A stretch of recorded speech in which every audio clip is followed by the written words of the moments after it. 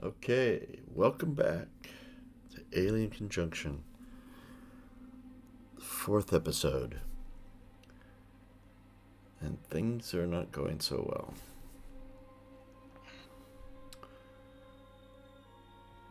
So, I wanted to start today on the bridge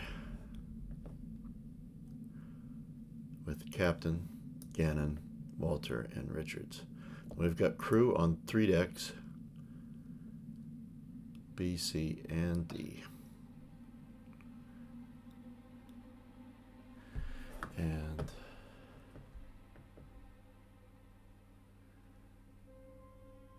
yes. All right.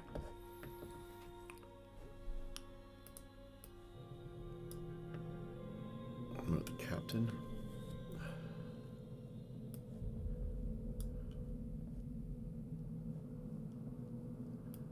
Not there.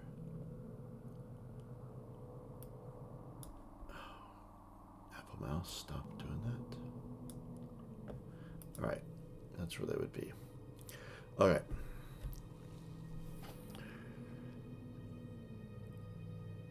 Gannon, you have seen,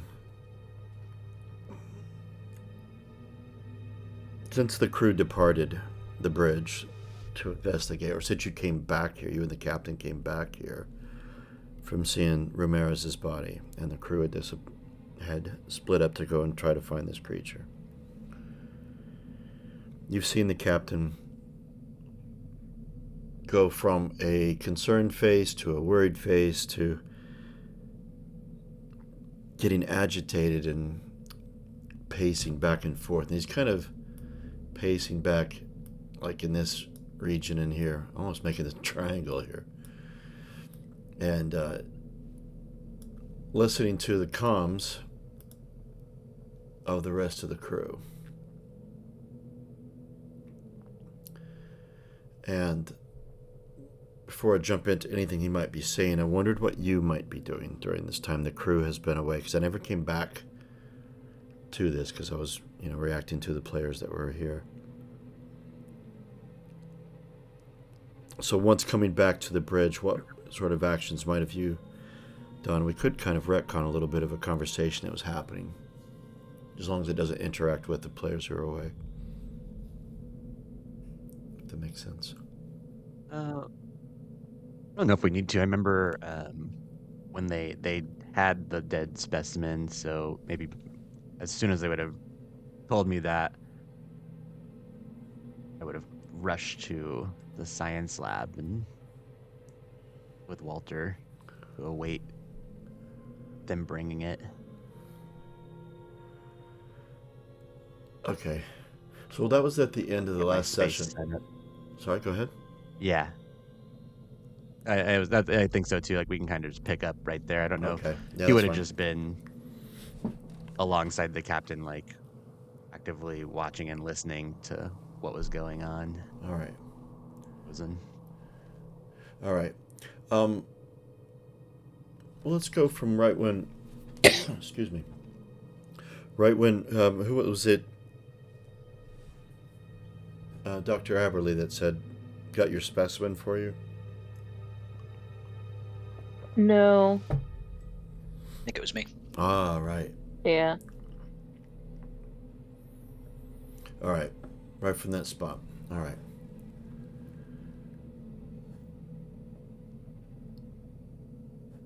From that point, again, when they messaged that over the comms, so the captain was perhaps back here, and then goes over to his captain's control at the front. Hold on, I'm gonna switch mouse. This Apple mouse does not like the Forge very well.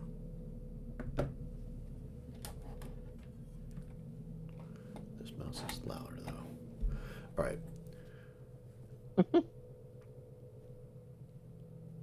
It was like the break he was waiting for, and you can see he goes straight into action mode instead of worry mode. He goes right over to the console, presses a button.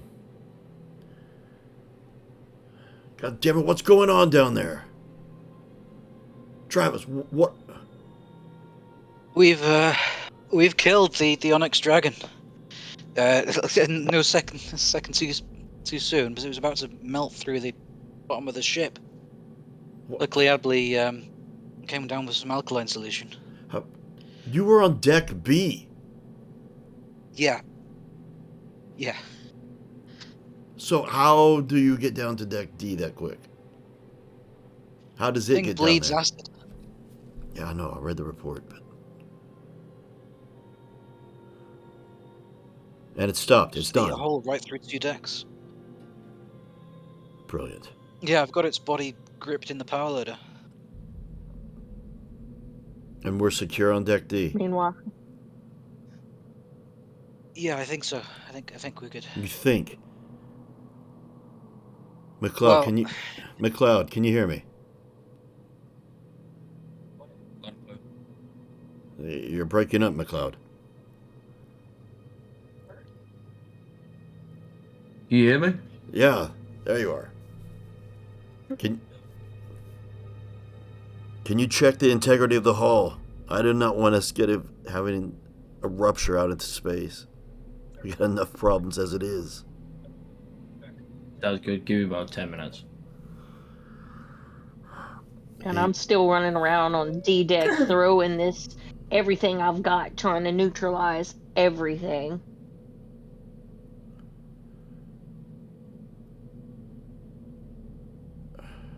Captain looks over to Gannon. Well, you've got your specimen, they say. What do you want him to do with it? If you don't mind, Captain, I'd like to go begin analyzing it immediately, and I'd like to take Walter with me. Sure. Do you want them to bring it somewhere, or are you going down to D deck?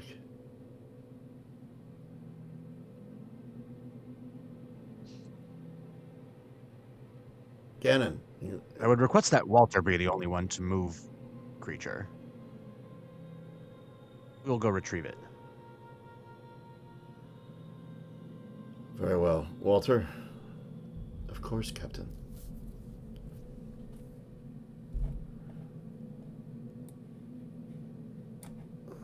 Move, Walter. What? No, I'm not opening your character sheet. There we go.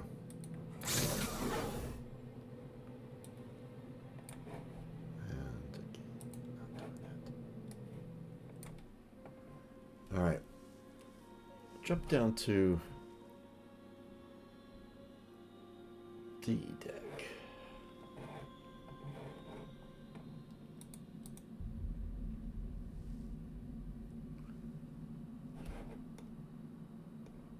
Well, that was a close one. Nice work on that, sir. Whatever you got there. I think we had seconds as well. Yeah, I didn't exactly think when I came up the stairs and saw it. All I could think of was killing it. I forgot these things bleed acid. Yeah, well, no worries. I mean, it was about to get Nakamura. Yeah, kill it and save ourselves, possibly end up putting a hole in the hull, or How do you think it got in? I mean, do you think it managed to get in the shuttle before we left the ship? I don't know. It was sucked out the airlock, wasn't it? Well, I thought it was, but I guess we didn't see it. And I mean, if it managed to grab onto the outside, even then, how would it get in? I mean, we would have known if an airlock would have opened.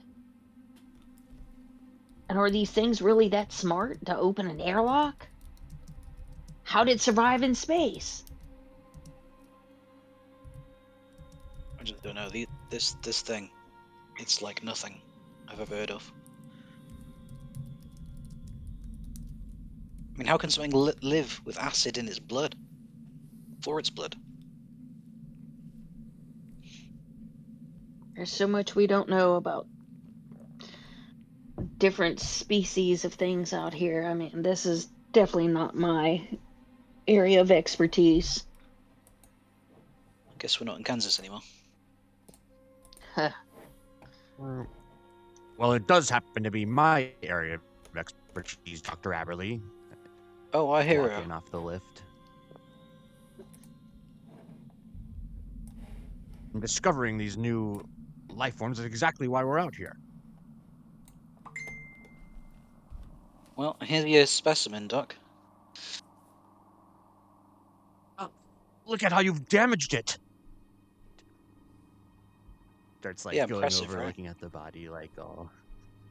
As I dump the last of the chemical on its body, and I just look at him like, "What you gonna do about it?" You're compromising the specimen, Dr. Aberley. Please step away. Well, it's either that or let its blood eat through the hole. So,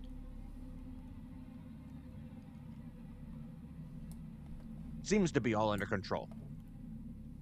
Walter, quickly, let's get this into a stasis pod of sorts. Are you certain that the acid is completely neutralized, Doctor? I may be synthetic, but I can still melt. Well, it's not Well, melting through the Walter. power loader, isn't it? I'm sure it's fine. well, I've dumped everything I could on it, but if it's all neutralized, I can't say.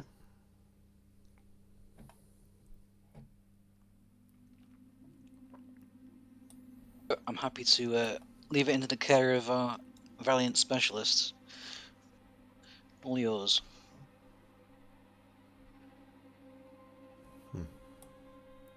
You see him. Walter is looking at it and moving around it. It's still clutched in the power loader? Is that where you left it? Yeah, it's in the hands of the power loader, like outstretched. Okay. Fascinating. Walter turns to Gannon. Have you ever seen its like before?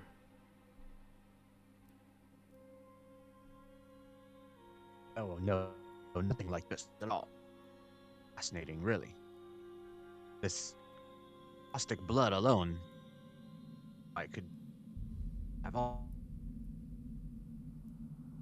You're cutting out.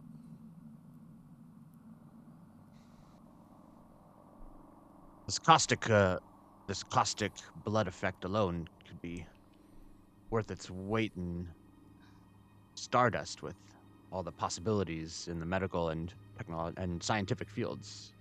The implication of it is quite something.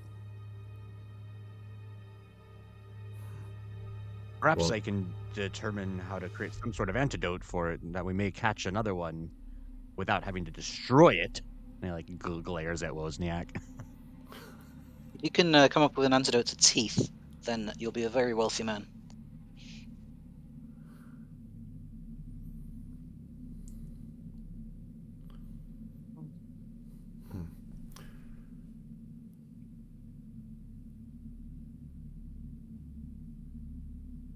Walter, let's get this specimen into the science lab. Walter turns to McLeod. McLeod, do you have here on this deck a sort of container or a webbing of sort that I could use to bind this creature and to carry it up? The only thing we've got here is the storage, just behind the elevator, but I don't know anything that can hold something like that. As I like lift my hand to gesture to it like a mocking way. And there might be some cargo netting. Yes. Actually, there would probably be some hanging on the walls in here, wouldn't there be? Yes. McLeod, do you mind if I use some of this webbing? As I'm like typing on this console, I'm just gonna wave my hand saying, "Do you want?" As I'm trying to do the whole. Okay. I'm going to have you make a heavy machinery roll on that one, by the way. Just as an analysis. There you go. Heavy machinery skill. Heavy machinery. Oh, there you go. Got a bonus success.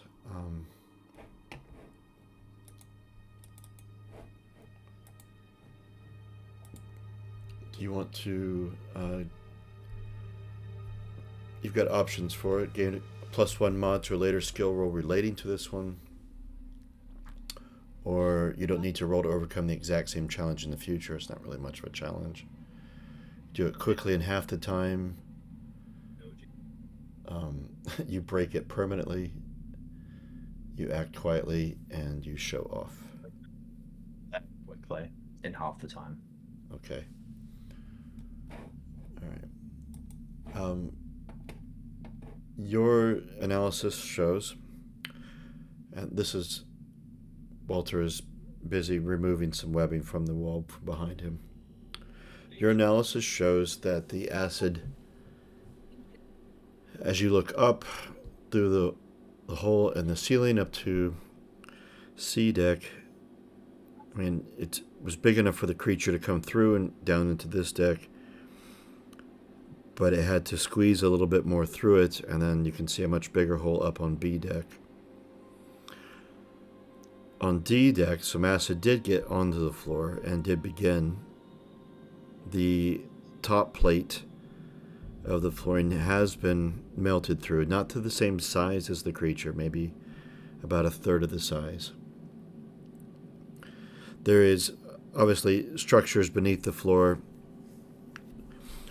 some secondary sort of wiring, which is not the biggest deal in the world. And then, of course, some supporting metal structures before you get to a much thicker outer hull. But it didn't really eat down much further than past the plate. One problem, though, which is an obvious one, should there be a hull breach on any of the three decks, B, C, or D, it will affect the other two. Because of the whole massive 1.5-meter wide hole that's above you, and the 2-meter wide hole that's on B deck. But as far as immediate danger, no.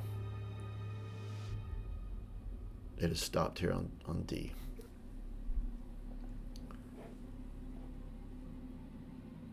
Walter turns with the webbing back towards the power loader. Wozniak, would you mind releasing the creature from the power loader? Yeah, no problem, Walter. I'll do so.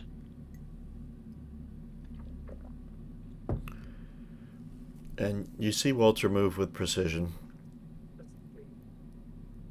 A little bit tentative as he lets the webbing touch, because the acid sort of blood, it's on the external part of the creature and parts of it. He lets the webbing touch it and watches carefully to make sure there's no smoke or anything rising from it. But he stays very careful not to get anything on him, and binds the creature up, almost like in a fetal position. And you can see him pause, because the creature folds up into, it almost fits like an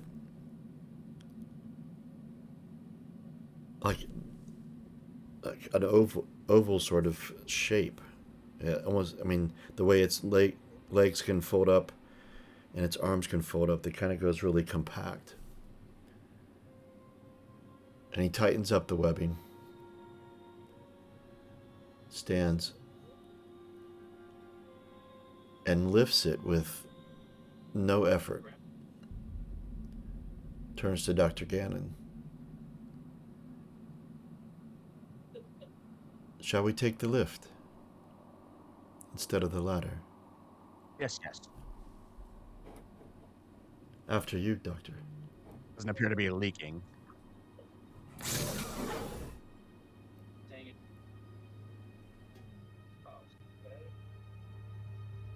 I, like, walk between Aberley and Wozniak, like, without even looking at them, just single-mindedly warming off. Yeah, you've gone to the airlock instead of the lift. Oh, which one's the lift? Right behind me? Yeah, right here, right there. Yeah. Well, you two have fun. Walter just looks at you with a smile.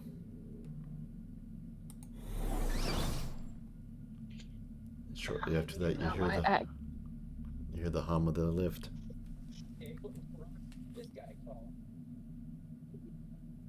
Alright, I think I need a drink. Well, I'm gonna go check on everybody else, see if anybody needs medical attention, and I think I'm gonna join you for that drink too. Holy Yeah. hell. Really.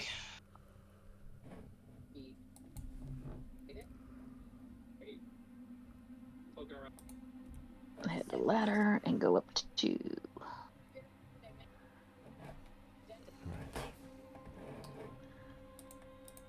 And they were on B deck, right?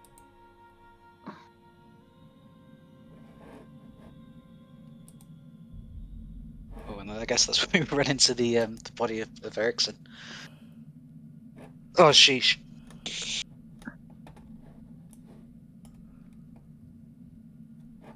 Oh, damn, poor guy. Fuck. Look what it did to him. That's got to be a closed casket. Hello, Erickson. And I kind of step around that, and obviously the acid on the floor, and head over to Shinya Nakamura. Are you guys okay? Any injuries? Hold on, I was just... Got pretty lucky there, Nakamura. Yes, I heard your description of the creature, but I did not imagine it to be so horrific. Yeah, they should have sent a poet. I mean, I don't think I'd believe myself if I hadn't seen that thing.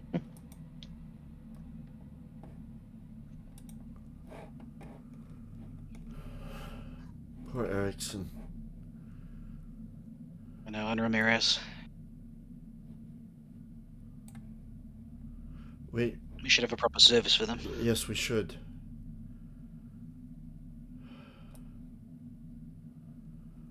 Chana's, are we sure there's no more of them? I can't imitate Henry's Well, voice. I guess we don't really know how it got on board.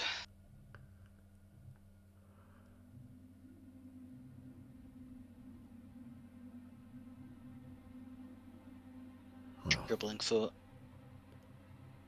Yeah. And are there any more? I mean, we only saw the one, but we didn't search the whole ship before we left. Could have any more snuck in. as That's game a mother, disturbing thought. as game mother, this is me. I don't remember which one of you you stepped on a discarded skin on the Archimedes. Chen stepped on one on the Vespucci, but or not stepped on, but I noticed. stepped on one on D deck, I think it was. I poked it with my rifle. That's you. Okay, that was you. Yeah, when we went to get the motion tracker and stuff. Oh, okay. Well, Chen doesn't know that then. I'm not at that point. Then I'm like, there was that skin I noticed down on D deck. That kind of Skin. looked like a snake skin. That's what I stepped on the Vespucci. But it wasn't skin. It was not the size. It was smaller than the size of this creature. Yeah, could that be that creature that report mentioned? That after the thing that came out of the egg, and oh man, Could be. we could have one of those creatures running around too. Shit. Yeah, shit. Wasn't it? We should probably sweep the whole ship just to be sure. You got the Yeah, I motion guess tracker. I'm not gonna sit easy until we know for certain. No, I've got the pups. I can set them going. Willie, was it you that got the motion tracker? Uh, Actually, was it Chen? did I grab? I think I might have grabbed the motion tracker because you grabbed the flamethrower. Yeah. Is that it? It'll be in your character sheet. Yeah, I'm looking. I'll Yeah, I got set the the motion tracker. pups going. And get them to go on a methodical sweep Okay. of the whole deck, and do it deck by deck.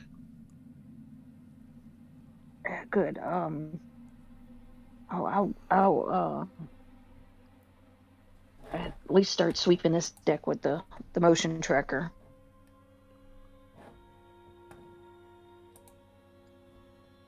Okay. I'm just checking on the pups.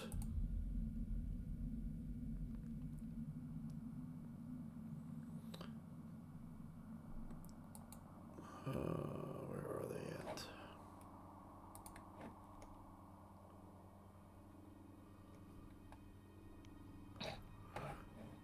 Is there a role involved to use them is what I'm wondering. Yeah, I'm just trying to find that now.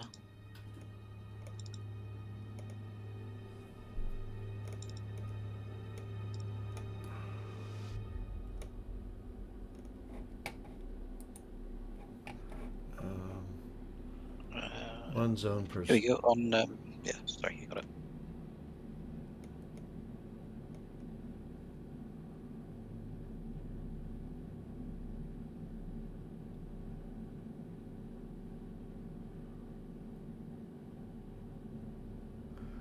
No, you don't need to roll anything. It's an automatic thing. It's not really something to make you roll. It depends on where you want it to connect to visualize Yeah. it. But it takes quite a while. Be 10 minutes per room, effectively. Or like 5 to 10 minutes. Yeah, well, it's something anyway.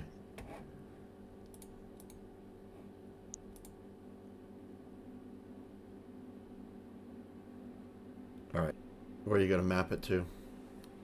Hollow table, PDAT. Yeah, I've got a actually looks like a bit of my foot locker. So I'll find where I've got my Seeks and link it to that. I don't know that a Seekson is the right device for it. That's for diagnostic. The hollow table Okay. on the bridge. Yeah, in which case I'll go to the bridge and link it to that.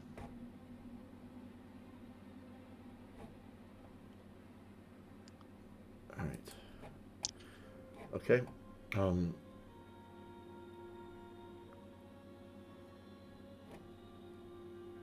Chen is to you, Dr. Aberley. Should have got that flame unit from him before he left. But you've got the motion tracker, so shall we wander about and see what we can find? Yeah. Let's start back here as I make my way towards the. Is that the lifeboat or the dropship? That's the lifeboat. No, whichever one it was. That's the lifeboat. Yeah, let's double check the lifeboat because clearly it got in when we came back. So let's make sure there's nothing else in there. Dr. Nakamura. Dr. Aberley. Shall I Yes. prepare the bodies for service? Oh, yeah, yeah. Burial. Yeah, we definitely should do that. We can't leave him laying on the floor like this. It's just, yeah. Let's do what you need to do. He bows his head. And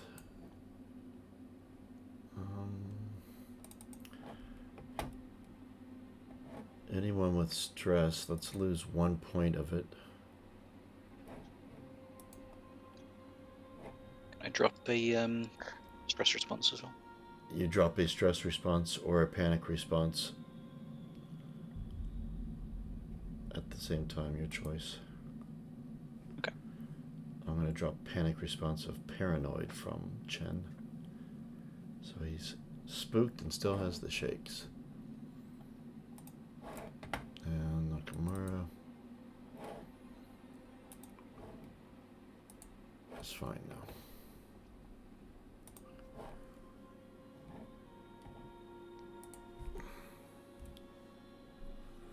Okay.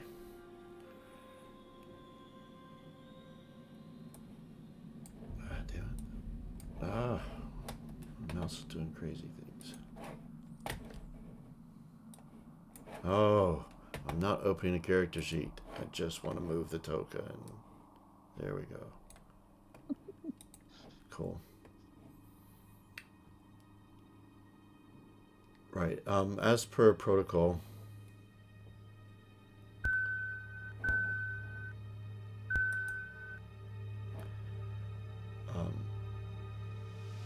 for burial out in space, the bodies are wrapped, and they are either jettisoned from. Usually, they jettison from the airlock next to the bridge, and people gather out in that little prep chamber between the lift and the bridge. Upon occasion, it has been done, or you've heard of it being done anyway, from the airlock down on D deck. But since that's more of a industrial sort of place, that's not exactly the sort of place you'd expect to be saying a few nice words about a person. But so you assume Nakamura is probably preparing them to go up to C deck.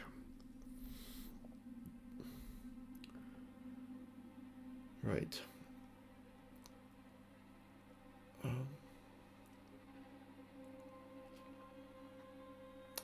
Right. Let's jump to.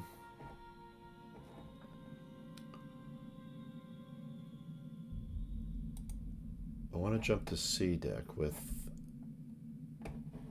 the Doctor and Walter. Before I do that, McLeod, what are you getting up to?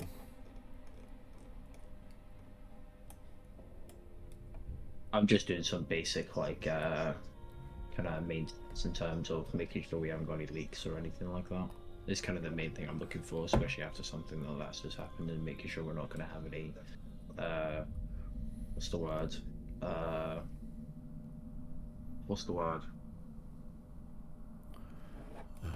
Mishaps? Hull breach? You can you have the spare parts, so your cargo bay, at least with current missions, is not full of shipments that you were delivering to a colony or anything like that. It's full of spare parts, supplies. So with tools and a cutting torch, you could reinforce the partially breached hull on D deck. And if you wanted to continue, you could make repairs to the ceiling above you to separate C deck from D deck should there be a hull breach. If you wanted to. Smart. Okay. Let's go ahead and have you make. Do you have a cutting torch? Because I believe it's going to give you a bonus. I do. So make sure that it is activated and make a heavy machinery roll. cutting torch is a much more relevant tool than than God damn. Okay. So here's some options. I don't know. You make your own choice, obviously, on this one, but you know you're wanting to repair the floors above you. That's interesting.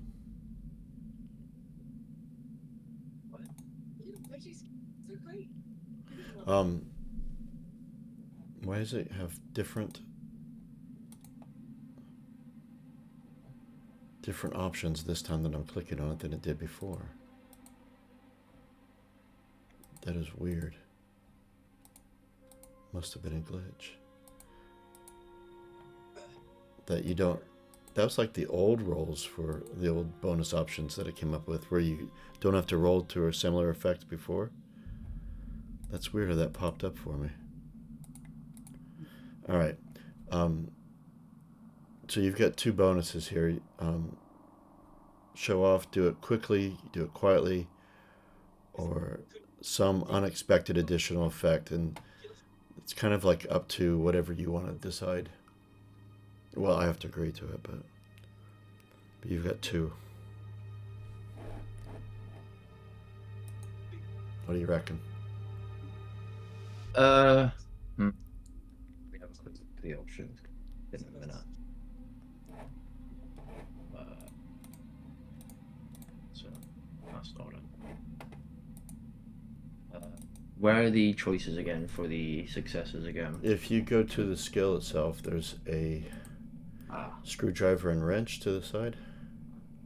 There we go. Oh, I see why I saw it when I clicked. It's when I click on Walter. He has partially the.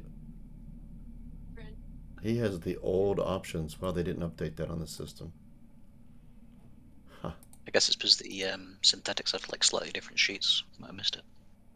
Yep. So two, correct? You got two of them, yes. I'll do you show off and you achieve some unexpected additional effect.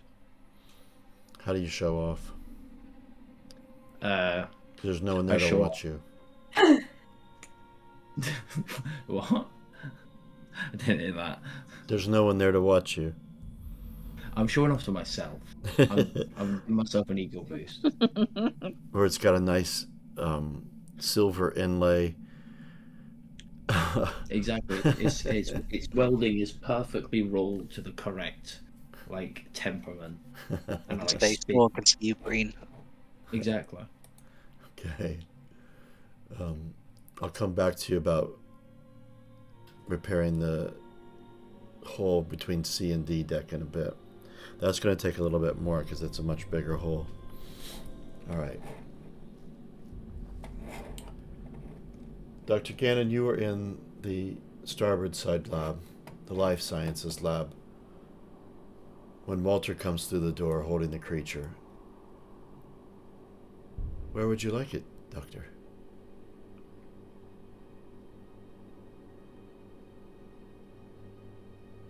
Lay it out over here, Walter. On the floor? Here on this lab table.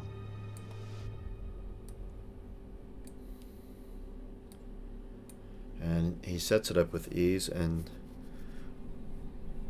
removes the webbing, the cargo webbing slowly.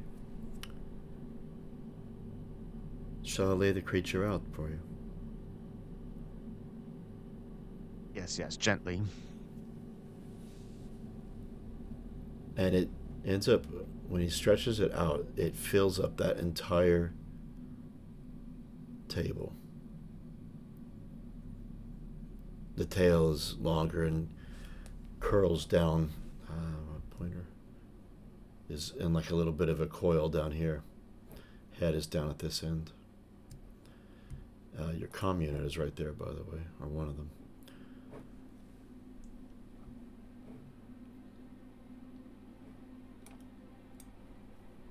Do you wish to be left alone, It's magnificent. Doctor?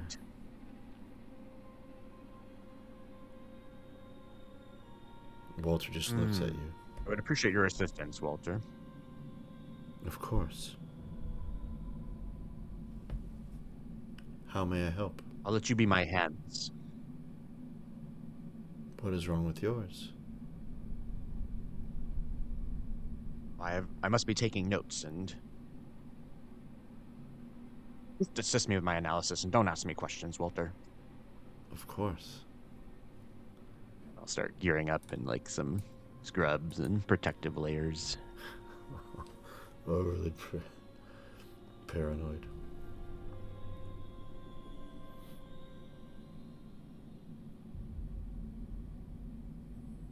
Do you think that it is reactive like an animal? Or deliberate like a man?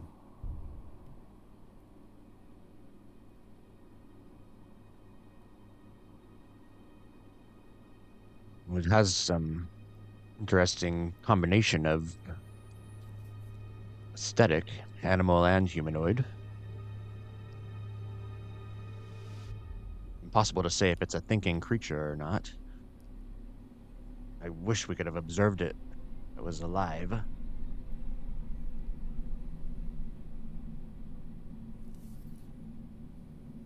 Look at these appendages. My.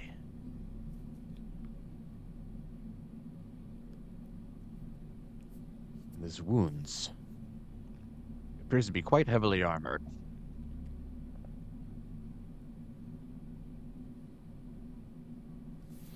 Dr. Aberley got a good shot.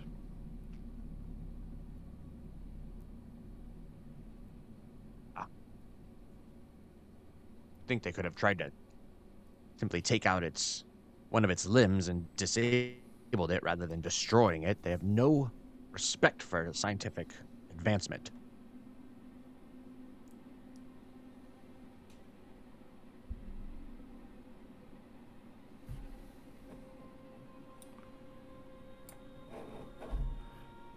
Walter's moving back and forth to, well, he moves down.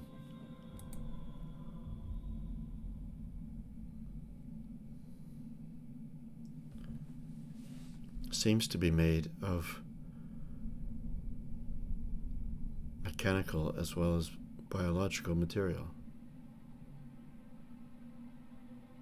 Mechanical. Oh, Let me look. see. Some of the joints here are metal. The teeth are clearly metal. Do you suppose it was manufactured? Bioengineered? Manufactured by whom, I wonder? Hmm. Quite a remarkable specimen. I'm just like, I've got my tape recorder on, and we're doing a voice recording, yes. and I'm going through all the steps and recording saving onto my data disk all of the information I find and assess and evaluation and assessment of it. However long it take. Okay, let's do an observation roll.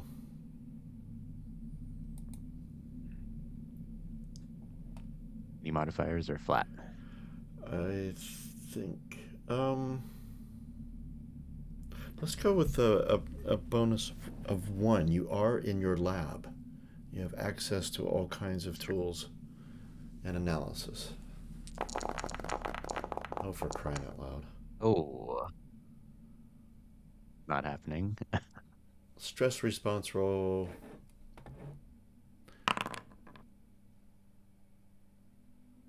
Keeping cool. All right. You did remove a stress, didn't you, earlier, or when I asked? Where does it? Oh. I don't think I did. I don't remember you saying that. I might have missed it. Yeah. All right. I'll let you, even though you're keeping cool, but if you want to roleplay how that reacts, but there's no profound sort of, eureka moments.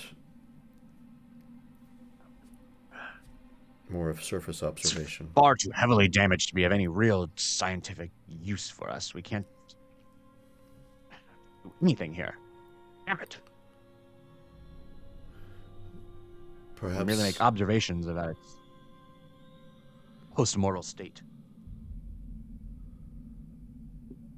Perhaps a tissue sample, molecular analysis.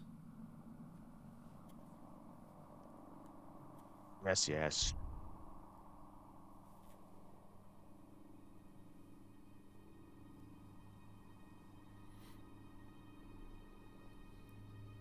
I want to do a full invasive surgery.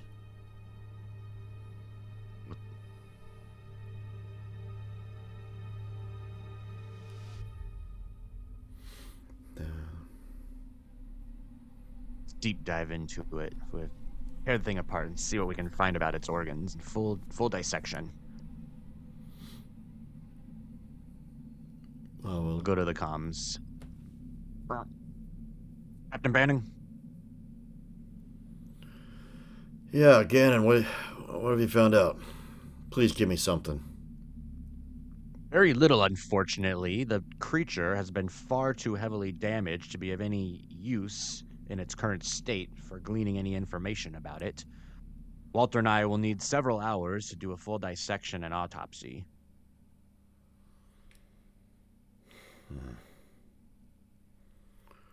If we encounter another one of these things, I implore you to have the crew refrain from any violent and overreactionary outbursts against the creatures. Well, I hear them describe it, Doctor. The extreme violence the creature demonstrates is not something that you can easily reason with. And it was a killer be killed situation, and Find a way to subdue it, because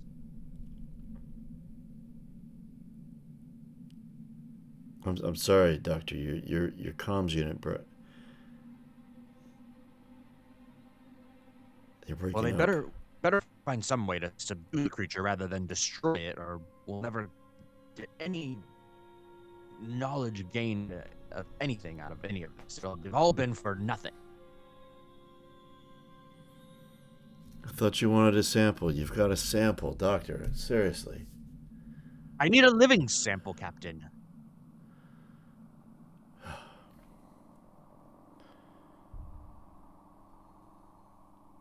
All right. Well, let me know what you find out.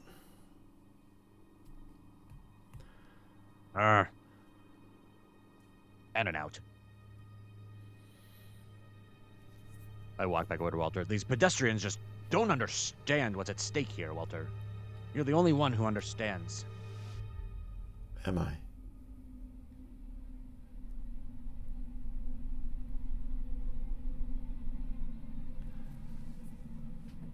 I want to jump to Let's the. begin. Go ahead. I was kind of saying, let's begin the autopsy. Okay.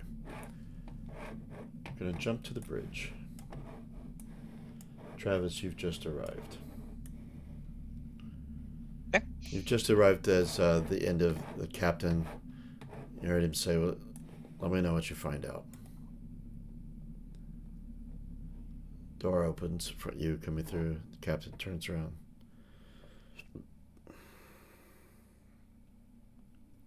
And he just looks at you. Hey, Captain.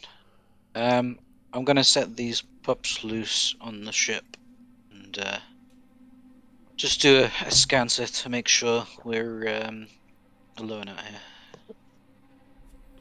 What do you think? There's more on the ship? No, I don't. But I didn't think the last one was on the ship, so better safe than sorry.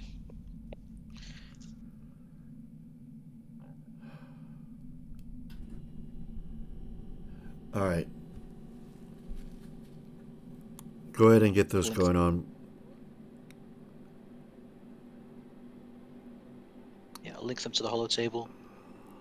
Set them off, screeching throughout the corridors. I wish I had the sound effect of them. I should Ow, grab. ow, ow. I should grab it from the film. um,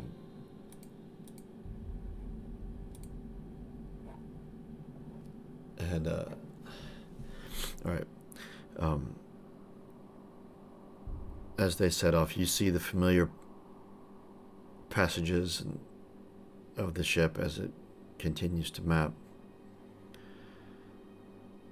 Now, they're not able to, of course, open doors. In which case, I guess I will also be coordinating that and opening doors. Which I assume I can do from the bridge. You can do it from the hollow table as well, or the station right there that you were standing next to. Hollow table has a little bit more limited controls, but you can handle that. Anything that's a little more difficult, you can do right to there.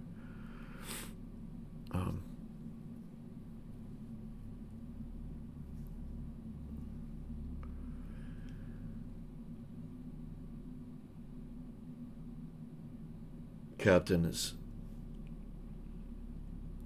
I can see him is moving off of his comm unit, off of his captain's pod there at the front.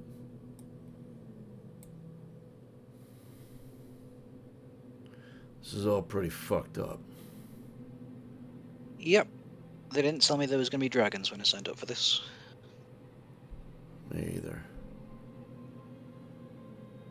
I guess we are off the edge of the map. We still have about half the crew of the Vespucci whose whereabouts we know not. 4 we know went down to the moon, never came back.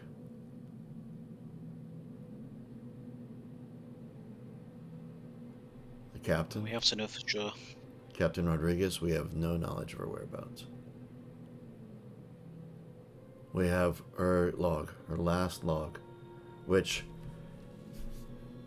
by the nature of it and the damage that you encountered over there, was early in their troubles. No other logs filed since.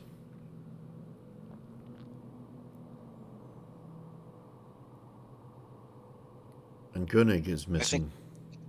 Yeah.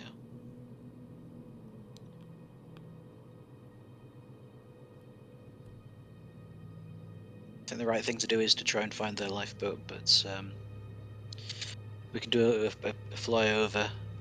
But I think it's only logical that that moon is where they found these creatures. Well, we know they can be killed now. Yeah. I guess that's something.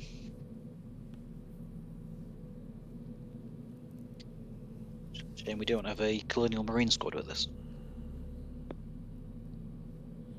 We're all we've got out here. Yeah.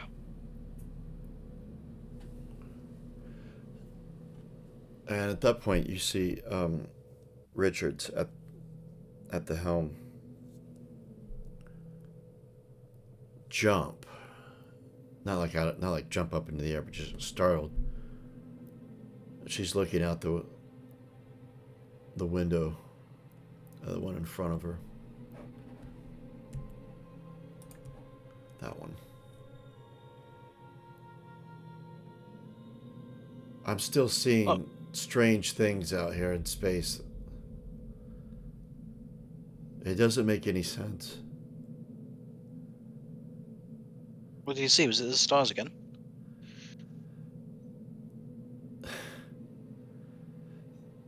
I guess you could call it that. I look out. I glanced up and I could see the nose end of the Vespucci, and then I glanced down at my controls and I glanced up again, and then it was gone. I looked to my right and I looked back, and there it was again. The nose of it, where it was, has always been. Maybe it's just me, or maybe it's just places getting to me. Yeah, well, me too, for sure. But there's something weird in this area. Like, it sounds stupid, but messing with the physics of the place.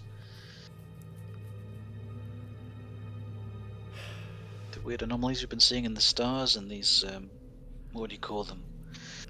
Space shakes. I mean, I don't know where to begin with this stuff. I've never encountered it. No, none of us have.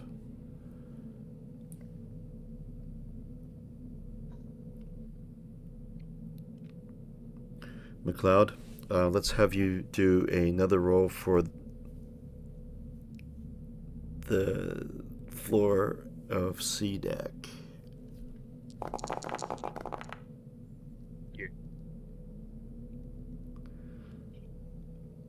Okay, that's a lot of dice, but only one success. Cool.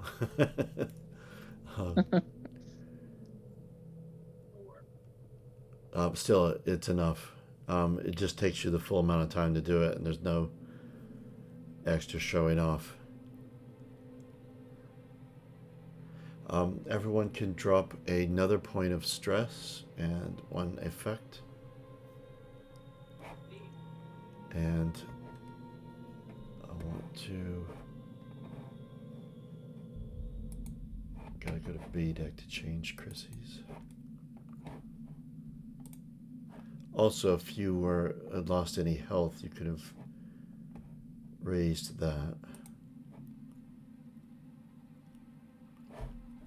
by 1.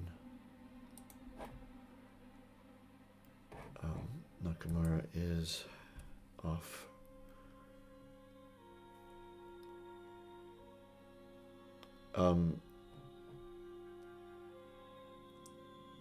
Dr. Aberley and...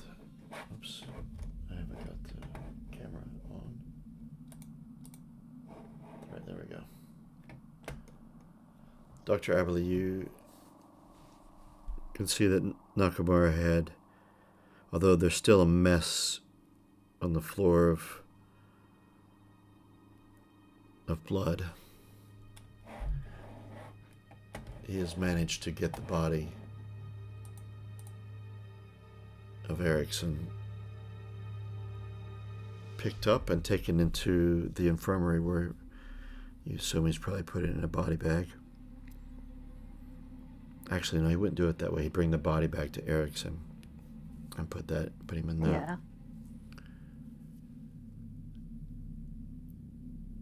And he stays very methodical, very quiet, and very focused on what he's doing.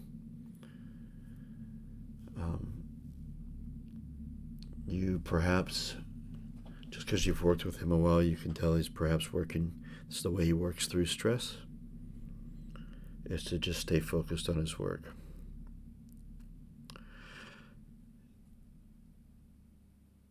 And from there you see him, he brings out, because you have a med storage closet there off the end of the infirmary. He brings out a collapsible gurney. And he looks up. Actually, I don't know why I made his token go away. There he is. He's not back that far, though. Are you still in that area, actually? Because you guys are moving off, and I left you guys, and I went back to some other characters. Yeah, I would have gone off into the lifeboat to scan it All right. with the motion tracker. I'd imagine the pups are on a different deck. I forget where you said they were. They started on C deck. They You started on don't, C deck. Okay, you don't yeah. know that, but that's where they started. Okay. Yeah, I wanted to start in the lifeboat to make sure we didn't bring anything else with us. I would like for you to make, well, you and Chrissy, to make an observation roll. Huh?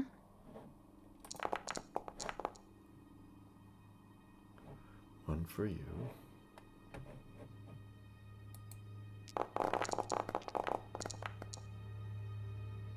And 2 for Chrissy.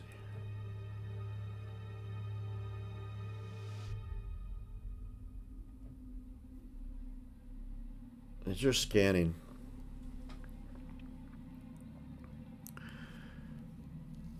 you notice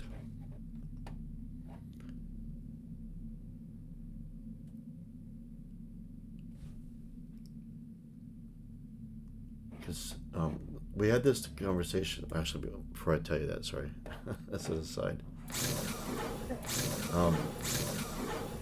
Yeah, I'd be like in the lifeboat by that point, I would imagine.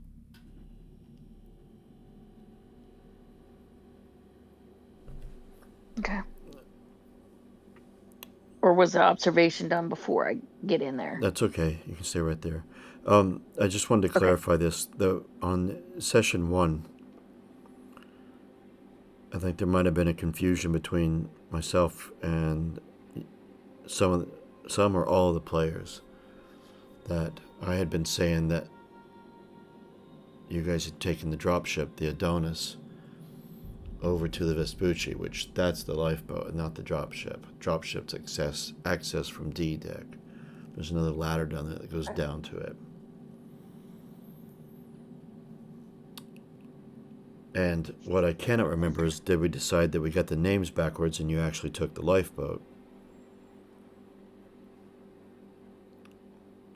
I think we. Well, we took this one that I'm in because I remember I took a seat at the table here in the middle.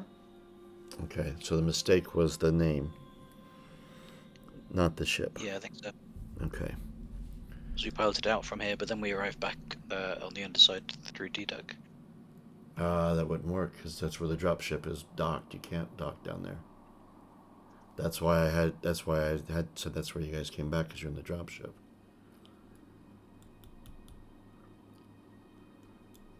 We'll let it be that. Well, we got confused, so the story will be that you've docked back here. If this was the craft that you felt you were in. Yeah, the lifeboat doesn't have a name. It's just called Lifeboat. You can name it if you want, but anyway. McBoat face. Which, sorry, what did you say? Boaty McBoat face. Oh, that. What you notice, oh yeah, Chrissy's with you as well. Weird glitching. Every time I select the token, it opens up the character sheet. You notice that, I'll use my pointer. Right there.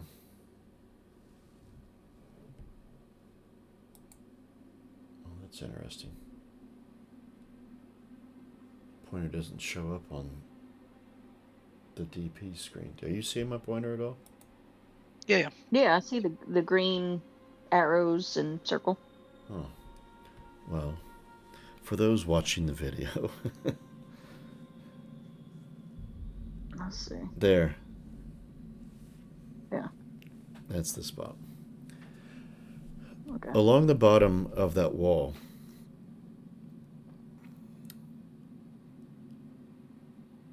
you can see, it's kind of hard to describe. Pieces of it are missing and going through the wall. And on the other side of it is the inner part of the engines that propel the lifeboat. And it's a bit of machinery. Some of the support systems, but you can see it's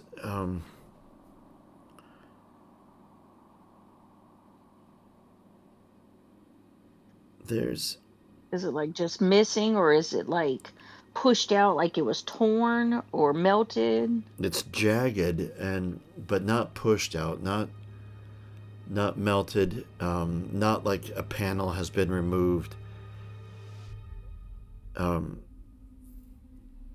It's almost as if something ate its way. And it was easy to miss before when you came, or maybe it wasn't even there when you arrived back. I'd imagine when we arrived, we were so distraught we wouldn't have noticed anything like that.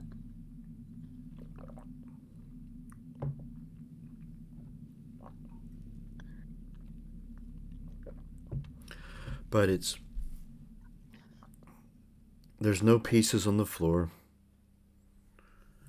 or anything. Perhaps it might alarm you at first because, I mean, although it doesn't go out to open space, but if there's a hole there, where else might there be a hole? But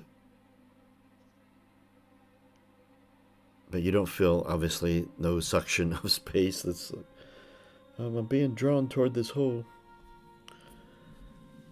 Chrissy gets down with his flashlight and looks through it, and the hole is about 15 centimeters tall and about 10 centimeters wide. And he used his flashlight to look through the other side.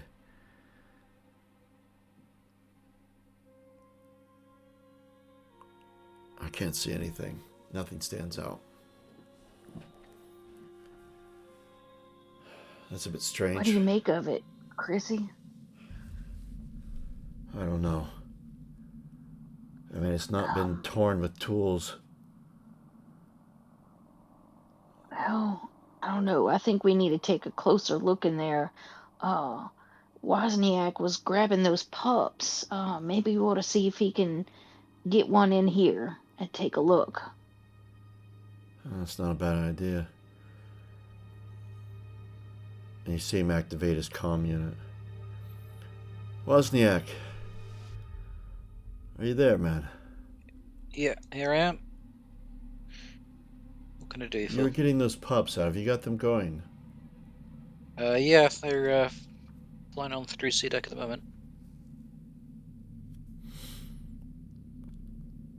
We found a hole in the lifeboat inner airlock going into the starboard engine compartment. Shit, there shouldn't be one there. No, there shouldn't. I can't see shit looking through it. I wonder if the pups might be able to. Yeah, let me fly them on down. Hope there's nothing in there. Yeah, I'll fly the pups You in and the me direction both. of the breach. Okay, now you can easily get them down the ladder because it's an open all the way through. Oh, wow, wow, wow, wow. Chrissy jumps out of the way just as the pups come flying through.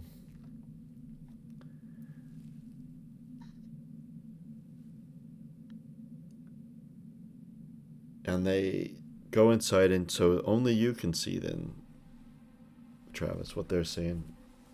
And you can see, you can see the engines. There's two of them on that side. I have made that visible. Yes, you guys can see all that. Yeah. But you find a lot more things that aren't the way they should be. You see pieces of flooring. You see pieces of the wall, pieces of the outer engine compartment.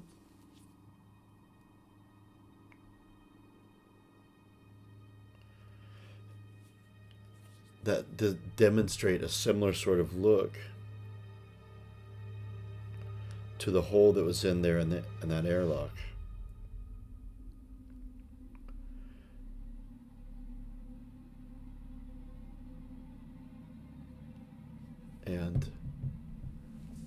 But nothing seems, at least from the pub's perspective, nothing seems to have like breached.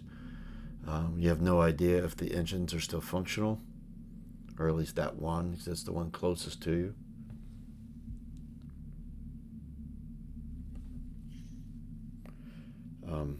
But it's all the same sort of damage. And kind of Well- thinking out loud to myself, but talking to Chrissy, I'm like, do you think that that parasite thing that was mentioned in the medical examiner's report, it could have snuck in there while we were searching the rest of the ship? Holy shit, man.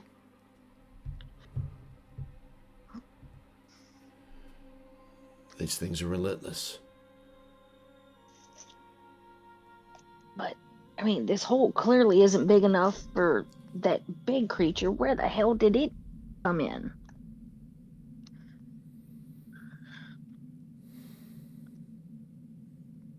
Well, the same question could be asked about the Vespucci.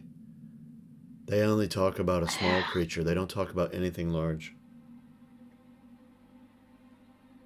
Well, I mean, at least from the records we've been able to read so far, we don't know if they brought that in, on their own.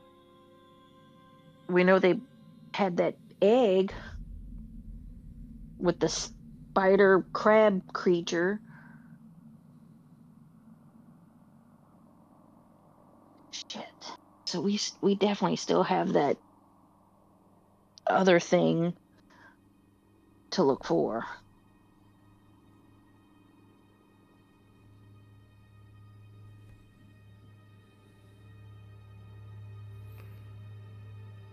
Well, I think we should continue. Yeah. Let's finish the search here, the lifeboat, for anything else.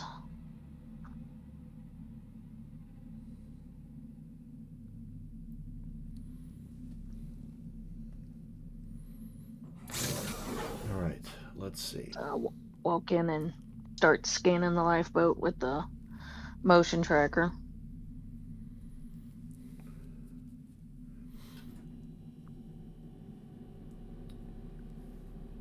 You don't have to make a roll for using that at all.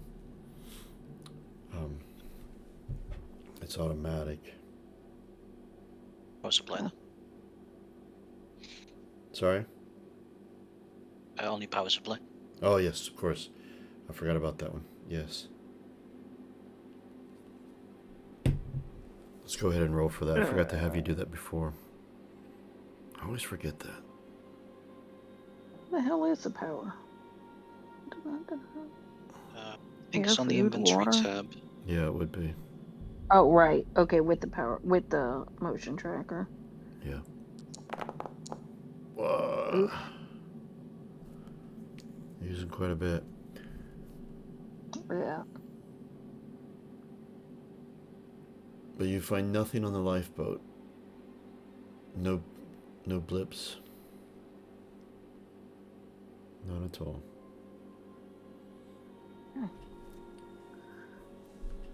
So I do my sweep and I come back out. I'm guessing the pup finished and has it left? Yes. Okay. So I'm gonna close and lock all the doors behind me. Well, it appears the lifeboat is clear. Let's lock all these doors behind us. Agreed. Where to next? Well, let's make our way towards the front of this deck. Okay. Left or right? Cryo or Scanning. mid bay? Let's go cryo bay. Cryo. Yes. All right. So I'm gonna lead the way with the boop-a-doop. Sound effect. All right. I'm gonna leave that. I want to jump back to C deck, to the lab.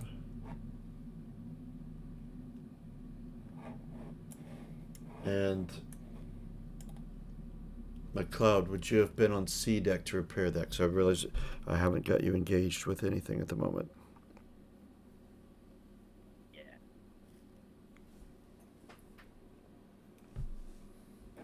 Let's drag you out. I'll move myself on D.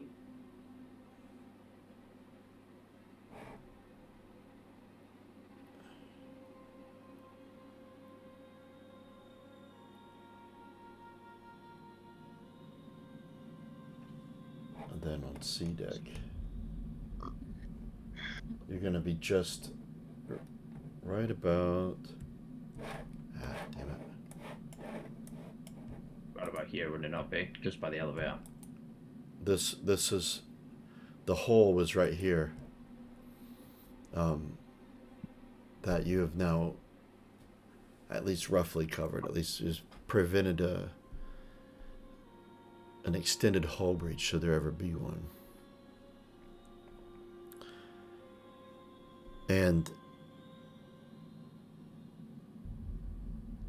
you've been separate from this for this whole time, but the door to the starboard lab had been left open, and you can hear voices from inside. Unmistakably the gruff, grumpy voice of Dr. Gannon.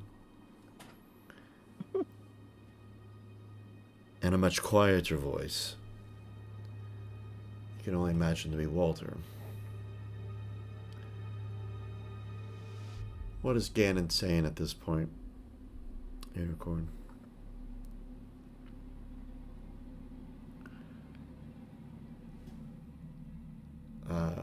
You're muted. Oh, that'll be helpful. He's, you can tell he's just agitated, and it's not what he was hoping for. Just cursing and wishing he had a live specimen. Bossing Walter around. I don't know if he's made any. How long? It's only been probably 30 minutes game time, like, Yeah. or real So, time. so for I him. was going to let you make another observation roll because you were taking samples and analyzing them on the Yeah. molecular level. And again, another +1. Oh, and you can reduce. Everyone can reduce another stress. You know. Okay.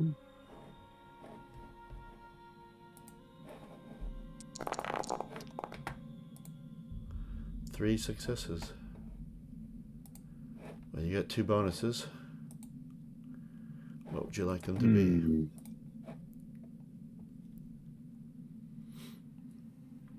And keep in Well, mind. definitely unexpected information. Okay. What were you gonna say? I was going to say. Hold on, I guess. Now that I Or want to. additional effect is how it's phrased.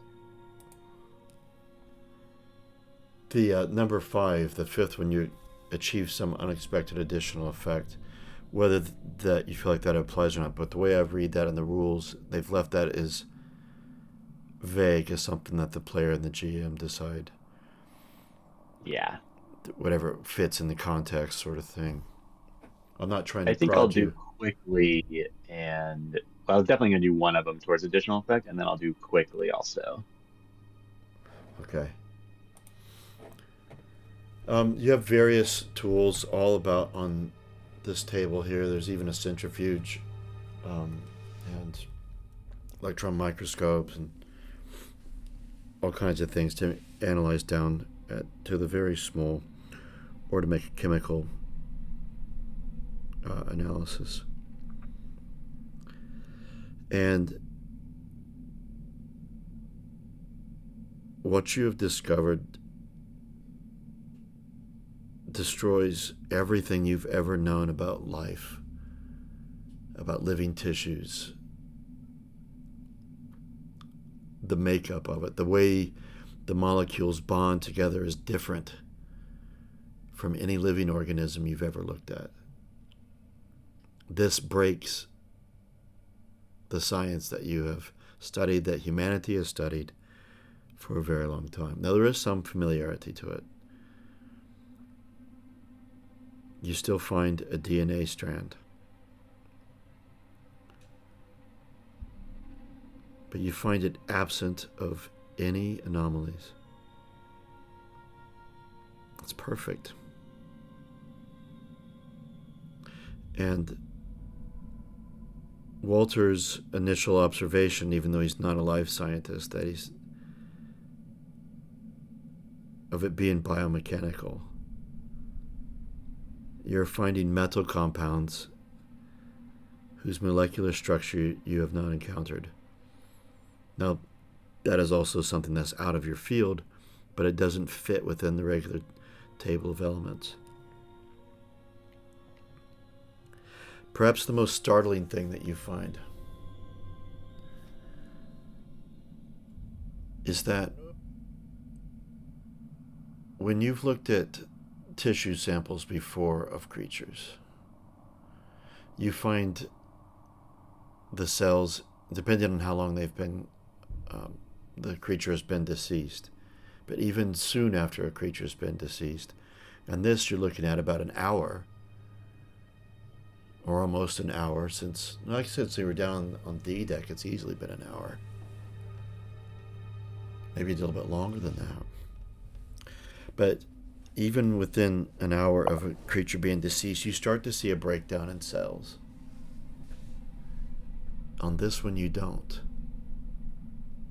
You would swear by looking at these that it was still alive. No cell degradation at all. Is it a delayed response?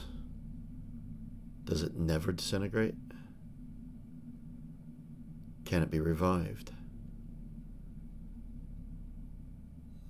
Obviously, you know from life sciences that a human who's been pronounced dead has been brought back, especially one that had been kept cold. We're not talking about cold storage here or cryogenic storage, just, someone who had drowned maybe in icy waters. It frees the decomposition of them, and they're able to be revived. But even then, there's sometimes some tissue damage. Might I be able to hypothesize and try to enact a way to revive it?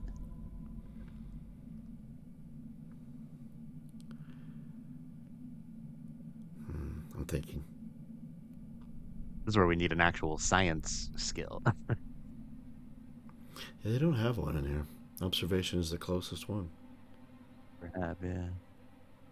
Well, I guess it's the wits that goes with the character build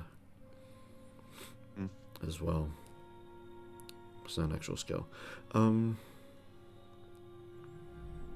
also got to think of an answer if you are successful.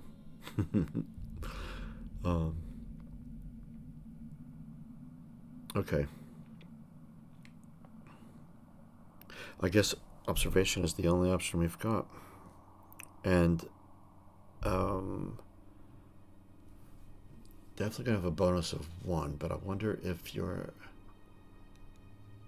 I think it would not be fair if I didn't give you a bonus of 2, because you got three successes on your observation of this tissue.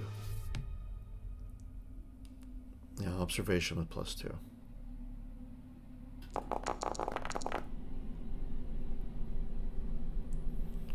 There's 3. 3 more. What do you want to do with them? I can actually multi-push this. Let's do it. Oh my Holy god. crap.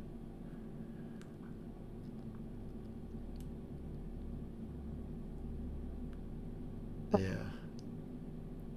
Okay, what are you doing with them?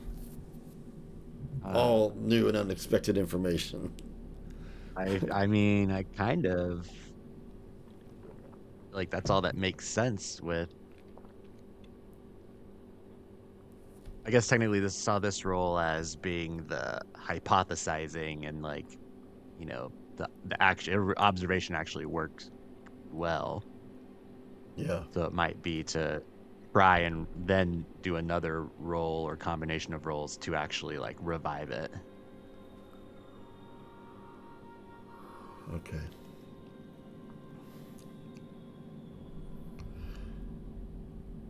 David, it's not David. Walter is just, it's not a Freudian slip. It's not really David, guys. He's not going to turn on you. Walter is just watching with intensity what you're doing. So what you surmise is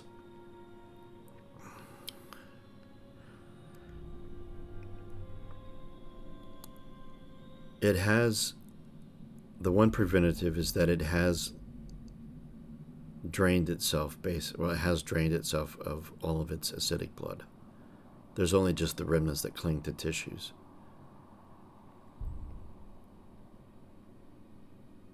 So being able to resuscitate it, unless you can find a donor with the, you don't see how that's going to happen. But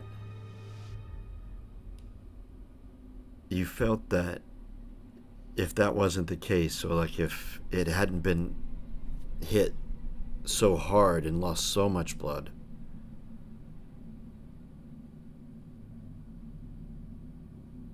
that it may be able to. And you also observe something else.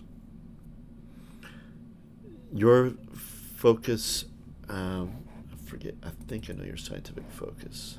Xenomorphology. Mad science. Sorry? Mad science. Mad science.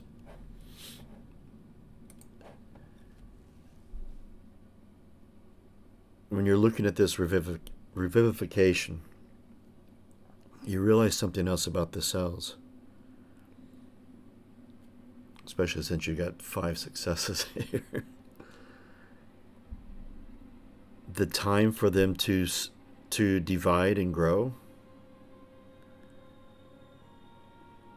or as in normal life, you see that as something that takes, quite some time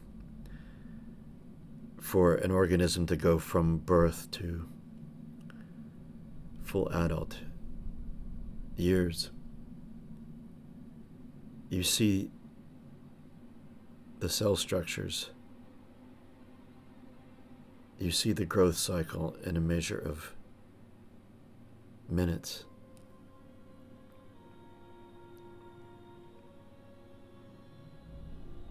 An hour. At most, to go from birth to the size that you're looking at. And the structure seems so strong that you felt if you could have an infusion of its blood, you could revive it. What revives it? Would an electric shock get it going again? You're not sure. From the description of your colleagues, this thing was unfazed by most anything other than its blood being removed from it.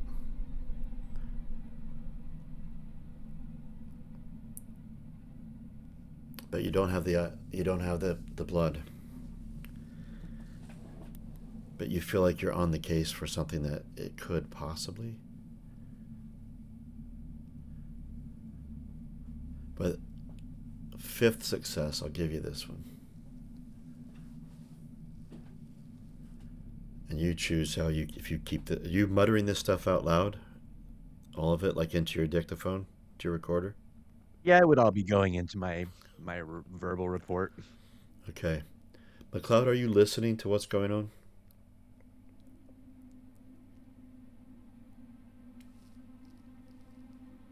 You're muted.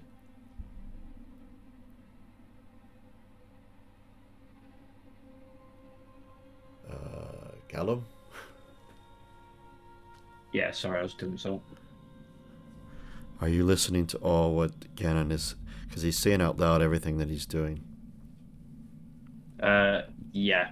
I'll hear like fragments and not like all. I'm just trying to put this together and kind of with me working, I can only hear scraps of it. Right. The last bit that you find, Gannon, and I don't know how, if you say it louder or not, but it's up to you. Although cloning has been banned across worlds,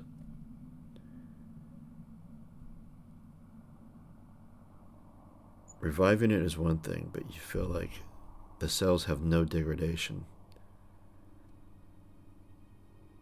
You may be able to clone it. And if its cell division and growth is measured in minutes,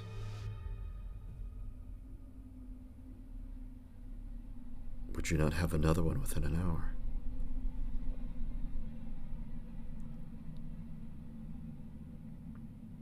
Walter, this is our most durable, sturdiest, resilient container we have on this entire ship.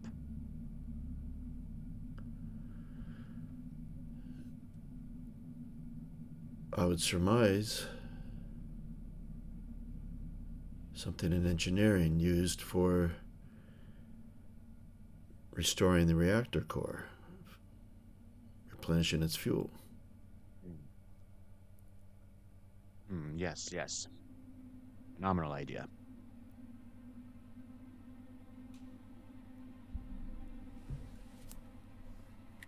Go down to engineering and retrieve one of these reactor boxes for me, Walter. Bring it here post haste. Don't tell anyone you're doing this. We can't bother them right now. They're busy fixing the ship and repairs, and this is a scientific matter. None of them obviously care anyway. I won't have talked about the cloning. It's just that's kind of like a realization I have. Okay. I wouldn't put that into my report though. But everything else they would have.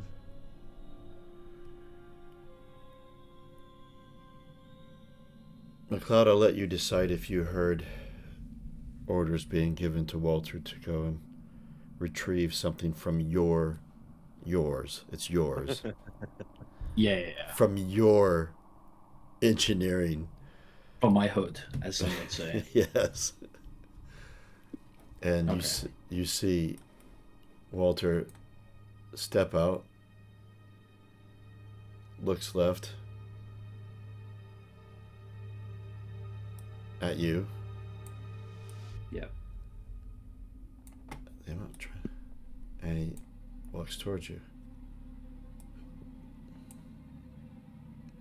Hello, McLeod. Walter. As I'm kind of like trying to avoid eye contact right now, from what I've heard.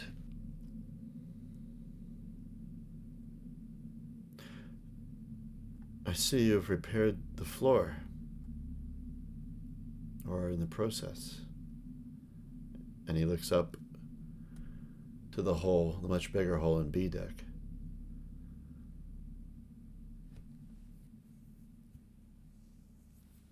I'll get to that later, as I kind of like point to it.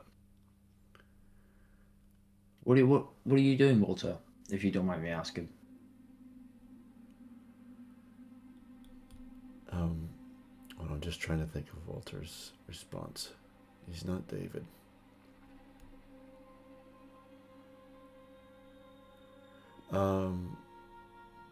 I am retrieving something for Dr. Gannon.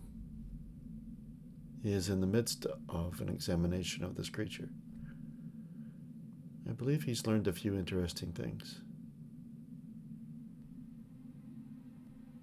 And he needs more supplies.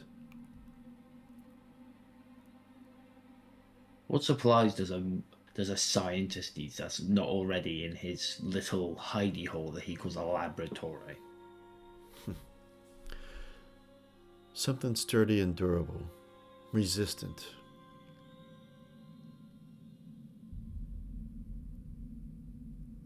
Yeah, Walter would be unable to lie.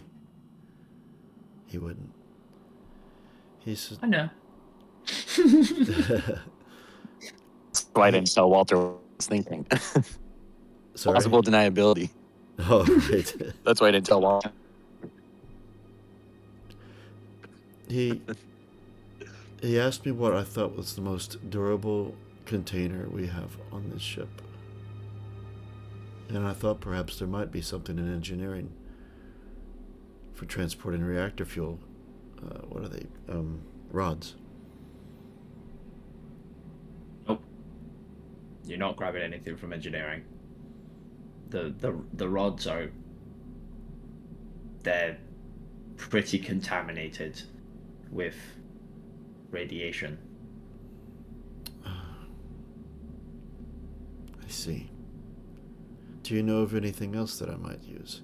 Something that is strong, resistant maybe to acid?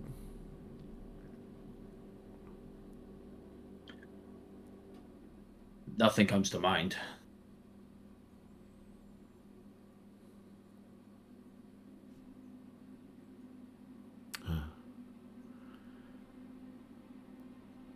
And hearing this, I'm gonna kind of pick up all my tools and kind of start shimmying towards my my hidey hole known as engineering. just gonna look around the corner, just put my hand in the air and go, "Bye, Walter." As soon as I walk in, I'm gonna close the door. And can I lock it? You can. There, it's locked. Okay, when I do this without a containment box, this is on your head, buddy.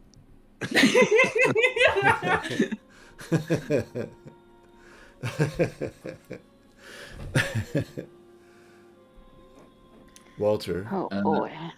pauses. Oh, sorry, you were saying something, Callum. There is a communications terminal here, isn't there, for comms? In Yes, engineering. there are. Let's see. There's one right there, and there's one inside the reactor.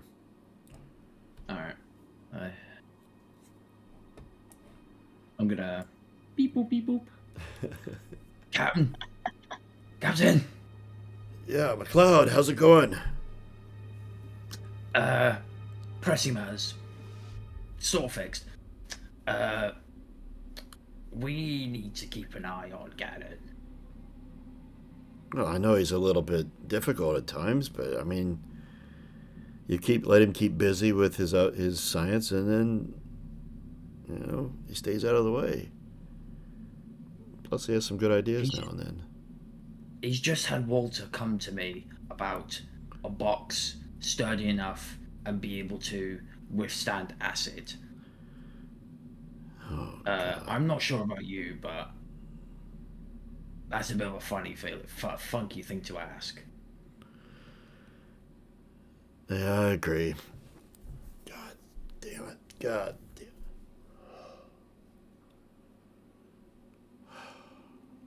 All right. Thank you for letting me know, McLeod. Can you keep your eyes open, please, and keep everything secure there in engineering? Door's locked, and I'm staying in here. All right. Oh, God damn it. Now this is... So on the bridge, you would have heard that, Travis. Okay. Because it was just over the comms. Not thinking, the captain. So he would have been, oops, wrong screen. Captain would have been in his console when he heard the call. And you see him stand up from that, rubs his forehead, and then down the side of his head.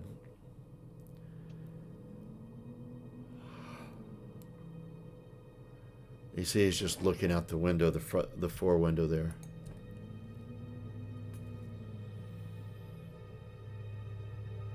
Turns slowly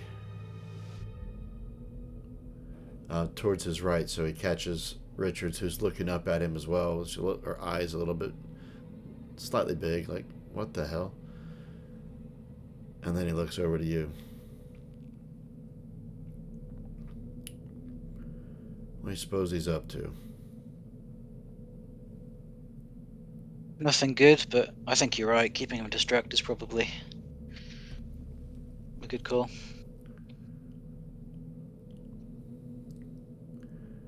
Gannon's got his attitude. He's got his way. I've learned to understand it a bit. There's nothing malicious about him that I've ever detected. No, I think he's just a prat.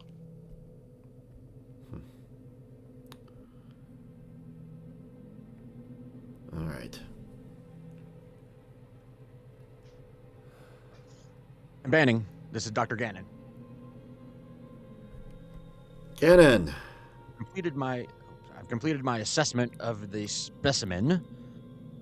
They appear to have an accelerated rate of growth. What might take a human years to accomplish could be done within a matter of minutes based on the cellular biology of the creature.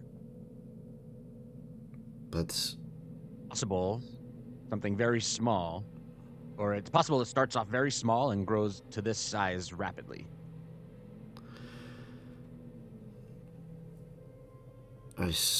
Okay. That's actually something that may benefit us greatly. That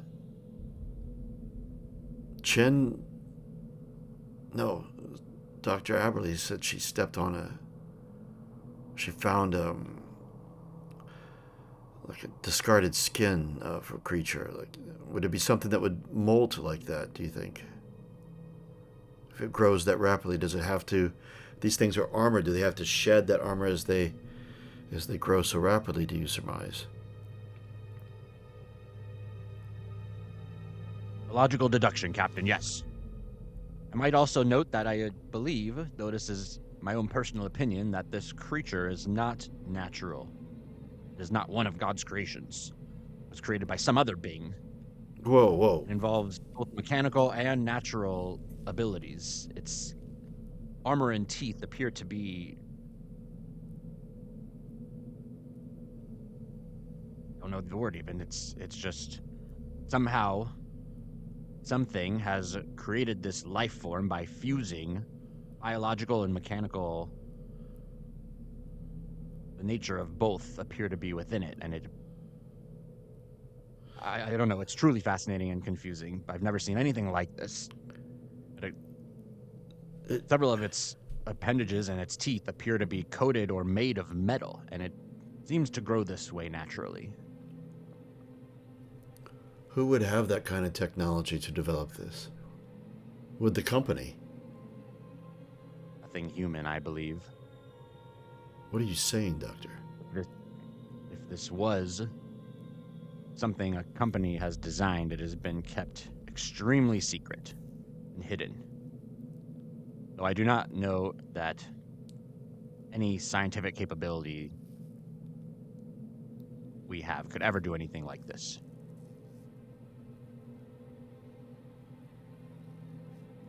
This gets more fucked up by the minute. There is one last thing, Captain. The cells do not appear to have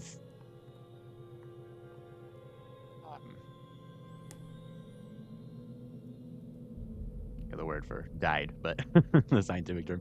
The cells appear to be living. The creature itself, of course, is showing no signs of resuscitation.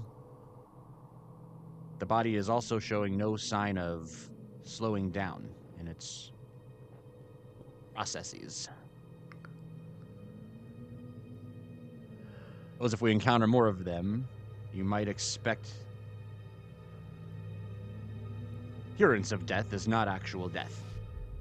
Are you saying that I highly recommend we capture one of these things living so that we can truly understand what we're finding here and up against. Doctor, is there any chance that the creature that you are there with right now could get up and start walking again? Let alone everything else it likes to do, like killing? Based on the scientific data alone, it is a possibility. Then let's contain it. I don't think we can take a chance of this. Why don't we put it in the... or get rid of it? No, we mustn't.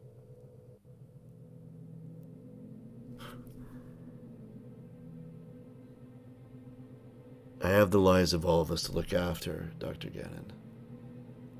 Perhaps there's some sort of containment case that we can store it in here in the lab while I continue my study on it. Well, I'm not sure what that would be. I've sent Walter to retrieve a fuel canister from the nuclear reactor, or from the reactor. You've got Walter see if we helping can you get with something- life science. He's an astrophysicist. We've got weird shit happening outside our windows here. He's a synthetic and has a strength beyond our own, and a mind and an intellect beyond our own to an extent. In terms of his processing speed, anyway. Clearly, as my assistant is his best place at the moment. I love it. I love it.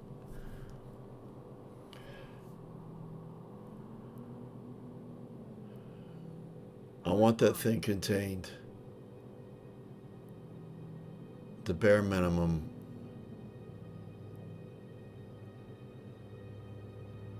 And perhaps we store it in an airlock so we can jettison it if we need to. I want you to stay with it. Any That would be signs premature, of Captain. any signs of movement, we terminate. Why am I even agreeing to this?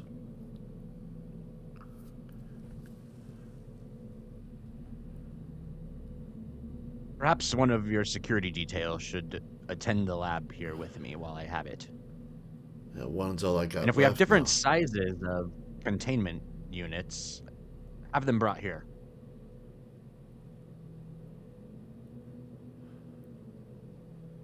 Well, I'm down to one security detail because of a creature just like that. All the more reason to continue my studies so we know what we're up against. What we're dealing with.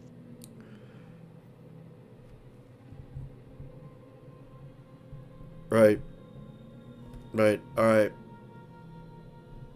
Let me know if you find out anything else.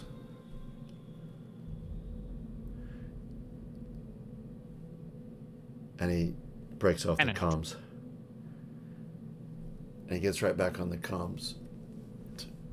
McLeod, you're still down in engineering. I haven't left. I'm not saying I'm agreeing to this. But do we have anything durable to contain this creature?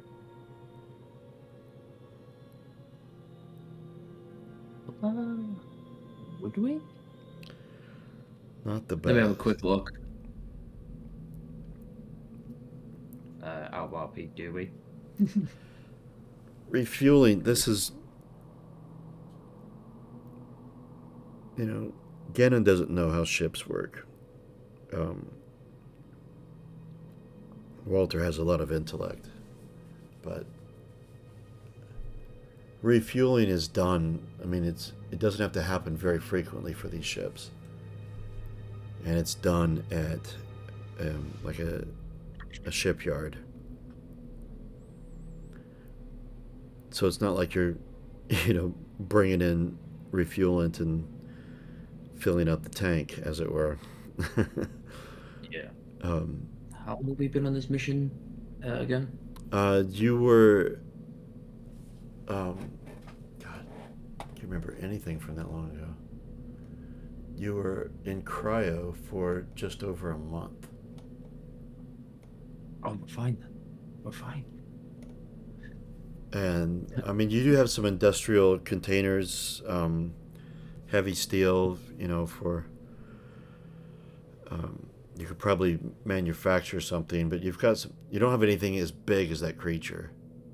That's nothing, like something like thick armor, lead, things like that. That's not something that's kept on a ship. You might be able to manufacture something so that there's going to be in spare parts down in the cargo bay, there's going to be some lead sheeting that you might be able to manufacture into a box. that's not something you've kept. Well, I don't know. Maybe your character would have, but an accurate inventory of the exact amount. Do you have enough that you'd make something big enough for a creature that size? But as far as things already made, there's nothing that size. Smaller, yes. Something the size of a football, perhaps. American or So there's- European definition of that word, it does not matter. There's nothing on the ship that'll fit whatever the fuck he's doing. That's what I thought. All right.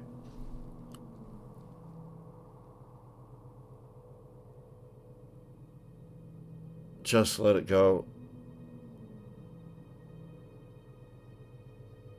I'll wait till he asks for it again, and I'll tell him I did try. But for now, he's content, and that keeps him busy. Sounds good. Banning out. And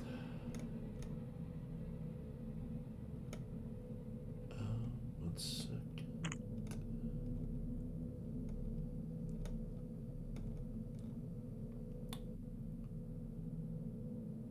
Oh, sorry, I lied to you. It's been almost 2 months you've been in cryo. 59 days.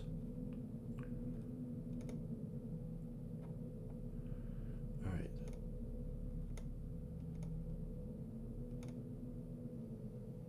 As soon as Walter would have left and I called the captain, I would have begun the cloning process. However long that would take.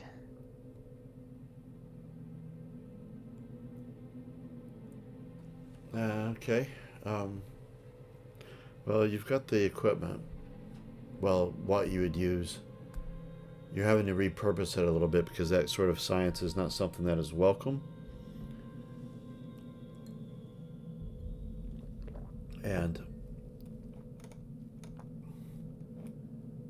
But you've got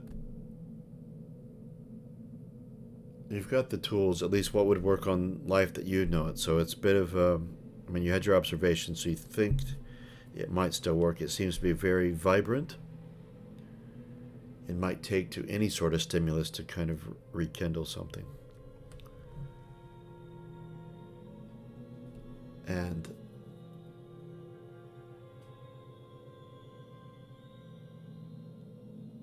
right.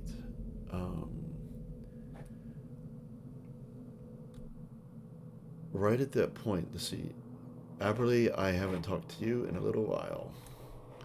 I just wanted to touch base with you quickly.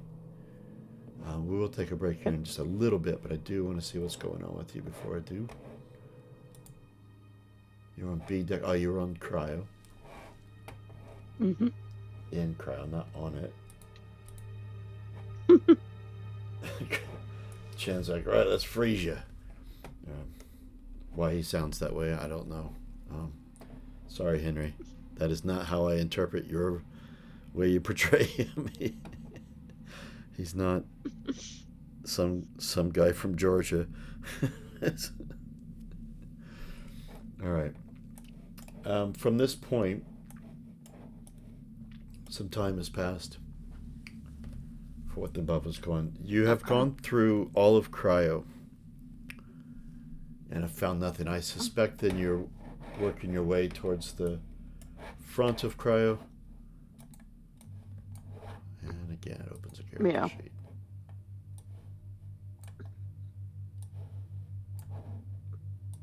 Yeah, gonna check all these little rooms here off the side. Yeah, those are showers. Showers ahead. Yeah. And the showers in the head, and before I completely make my way out of cryo. Okay. Chen waits by the door here. He does have weapons drawn. I forgot to mention that. He's got his M41.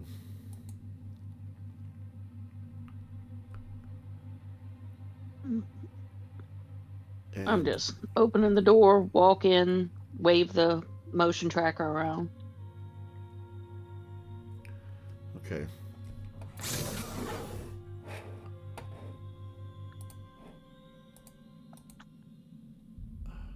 I'm gonna click the wrong button. Clicked over to the Vespucci. All right.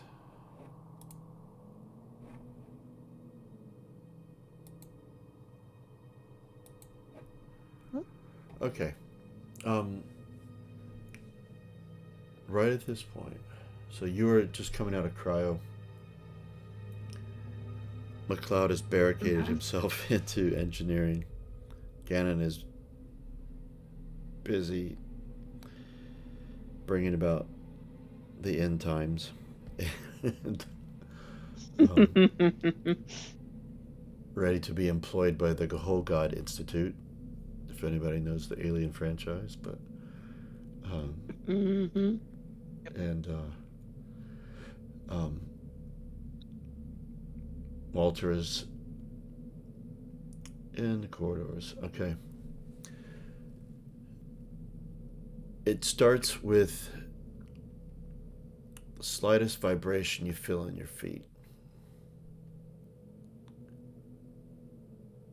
Maybe the reactor is switched to a different cycle.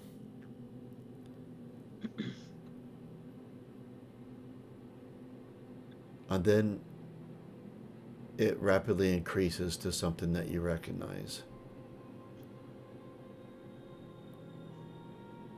And it gets violent. You're being hit with another gravitational wave. And this one feels stronger than the one before.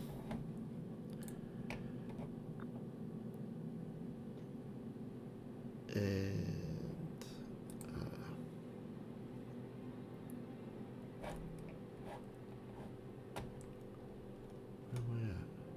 So realizing that, I'm going to yell back at Chin, grab onto something.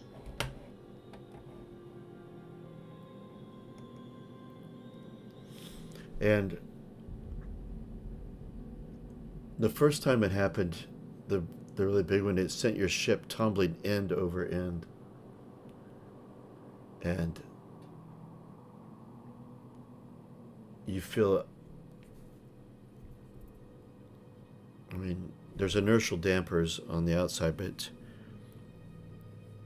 those of you on the bridge,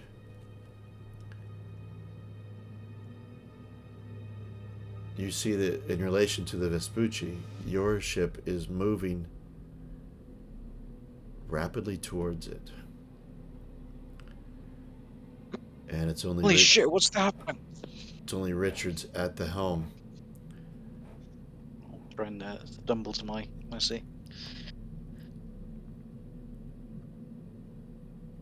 Would the halls and things have like rails on the walls for 0G There'd be cases?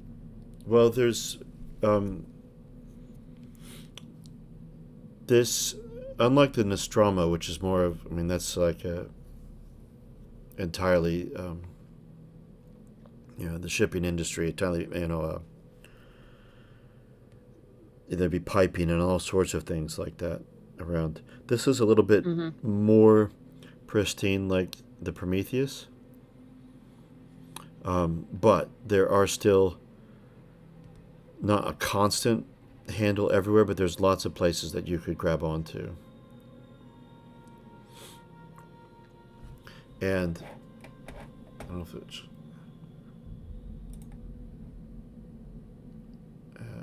if this is going to work. Not that one.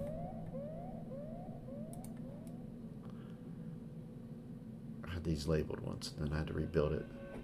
Not that one either. Mother doesn't know what to do. It's cycling through all of its alarms to let you know the problems you've got. Not that one either. Anyway, while I'm figuring out the alarm,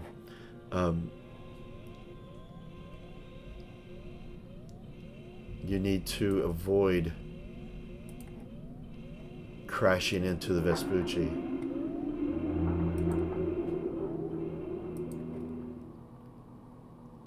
And I'll let that one be the one. It's not the one I wanted, but that'll have to work.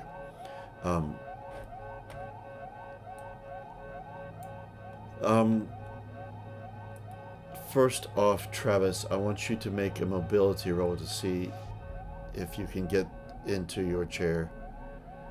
I know you know how to do that, but to get there rapidly in time. Just. Ugh. Richards looks over at you nervously.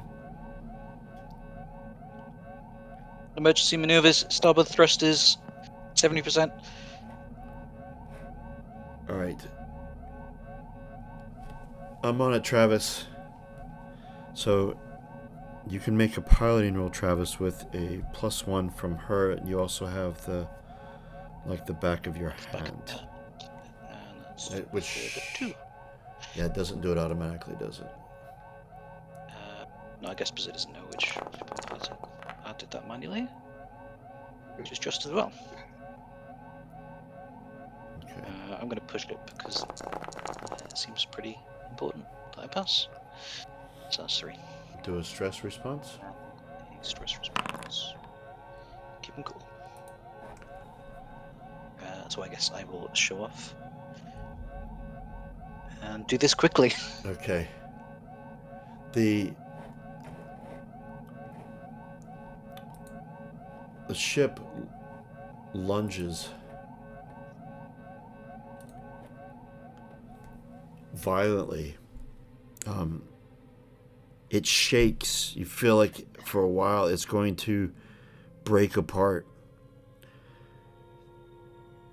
It's shaking more than it did when you first entered the system. And only by sheer skill of your senior pilot with the help of your second pilot did you narrowly escape crashing into the Vespucci. Holy shit, will this day ever end? Whew. I need to swallow my heart back down. And your ending position, so you were along the starboard side of the Vespucci. You're now on the port side. And slightly above. At least when you end up.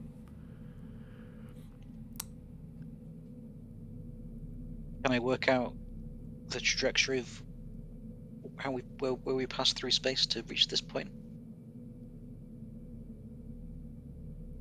As in, is anything weird going on with physics in relation to our position, like teleportation or something? You can do an observation roll.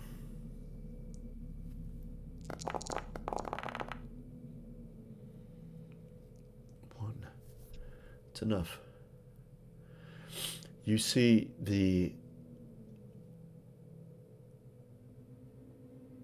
you just caught it as before it left your field of vision. That's the word I was looking at. Another one of these gravitational bubbles, I want to call it. I can't remember if your character saw it the first time. Yeah, I think I caught sight of the stars being in a different position.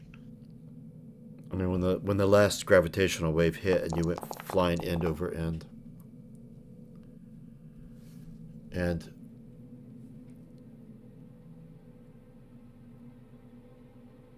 but you saw the end of the trailing bit of it, and you see it. It's much larger, much larger than before. Before you saw something that was perhaps give or take. I mean, it's around 30 centimeters. I mean, you can't really precisely measure it, but this was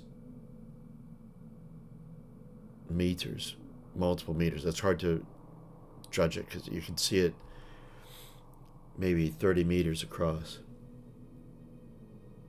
pass through the Vespucci. And this mobility roll that you made, Unicorn, was that an accident, or were you seeing, because Gannon was preoccupied, is that to see if he stood up? I was seeing how he responded to the shakes. Um, Didn't really have anything to hold on to other than the alien body. okay. The counters, or the tables, I should say. That's true. But you're an old man. But I would Maybe imagine more- that he was preoccupied and not even thinking about it, and suddenly, Right, he's like setting up all this like equipment, so he also would like be trying to prevent the equipment from falling, maybe at risk to himself if necessary, even. So. all right.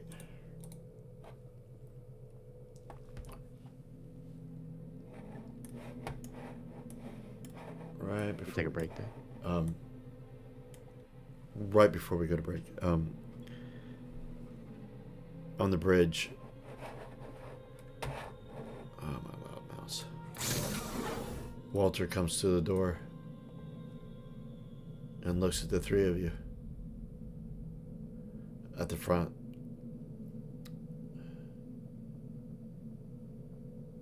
And doesn't say anything and goes straight to the holotable.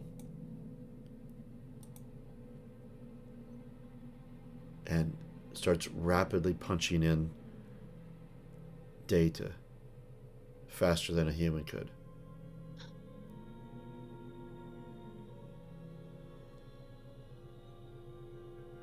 And I'm not going to tell you what he finds out until after break. So, a little mini cliffhanger of sorts, but we'll, one moment.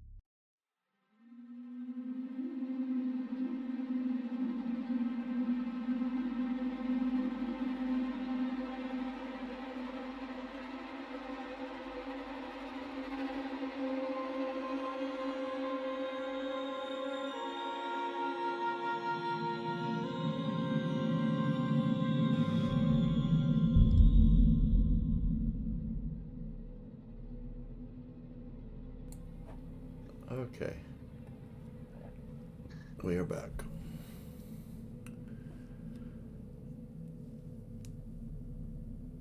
All right.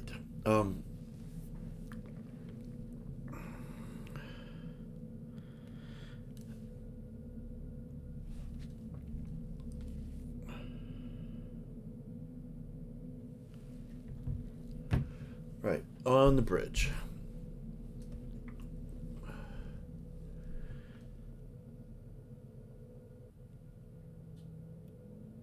I assume that, I mean, Walter comes in while you guys are still, well, you're still at the helm, Travis, and trying to figure out what the hell just happened and trying to believe your eyes. Richards is checking systems rapidly. The captain is the one who turned to face Walter when he came in, and Walter doesn't even acknowledge you when he gets started on the holotable. And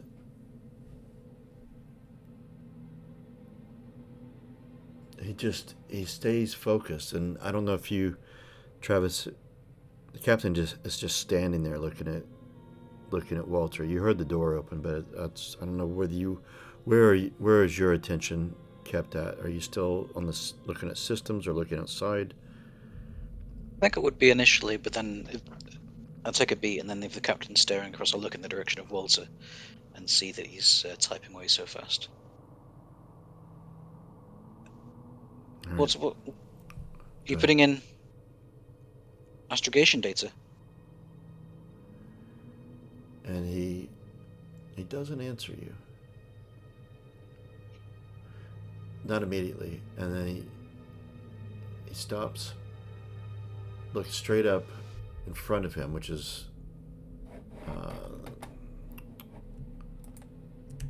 over here, and then he turns his head towards you. A moment, Wozniak.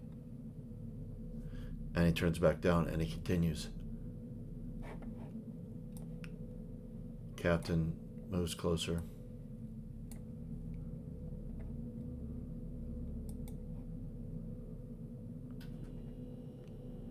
And closer, and Walter stops. And you can see in the holotable, not in the holotable, sorry, in the holograph above the holotable, the planetary system that you are in.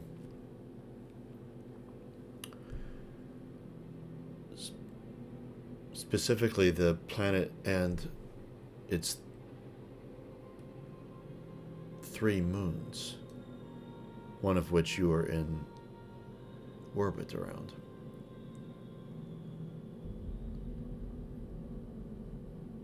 And you can see that there's a duplicate of it as well.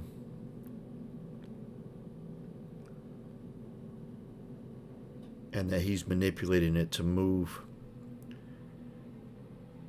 and overlap and then move apart.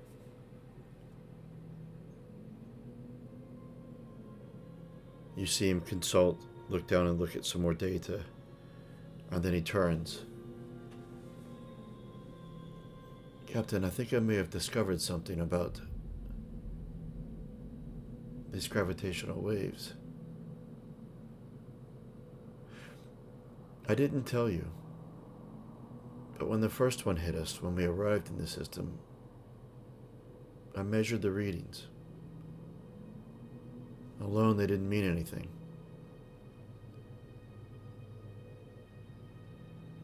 But I had my suspicions.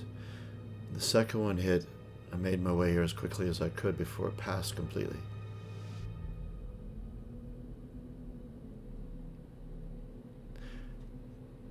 These fluctuations of gravity and in space and time,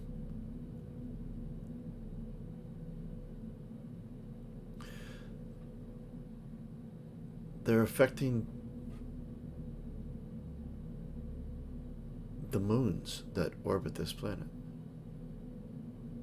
One of which, as you know, is below us.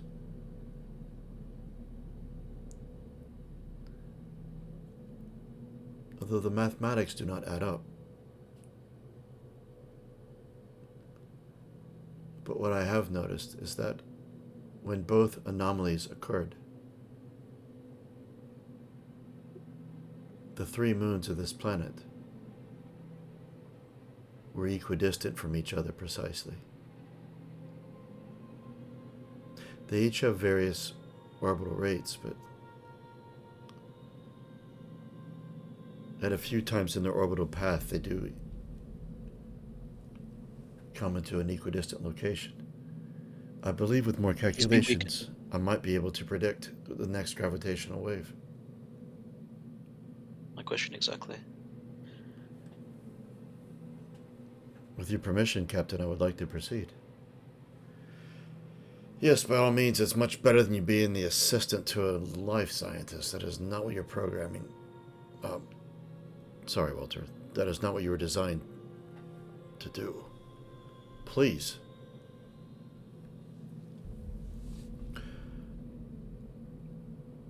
And there's something more, Captain.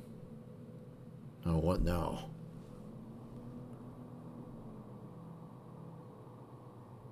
I didn't notice it the first time, or didn't take any notice of it.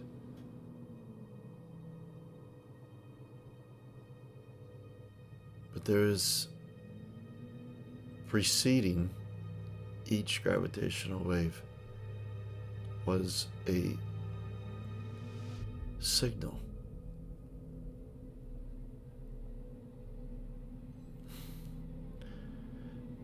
I don't quite precisely know how to describe it. It is a protocol unlike anything that has ever been used by humanity.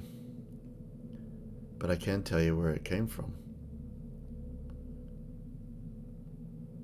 It came from the moon below us.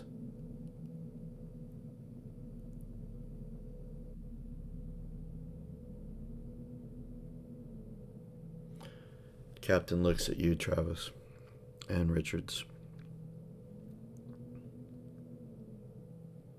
Well, if we know when the fluctuations are going to happen, and we know if the signal precedes them, maybe we can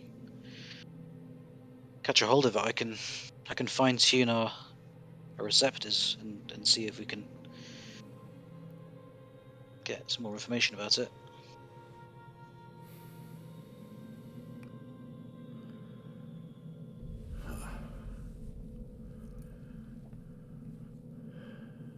Well, let's definitely get this next wave predicted.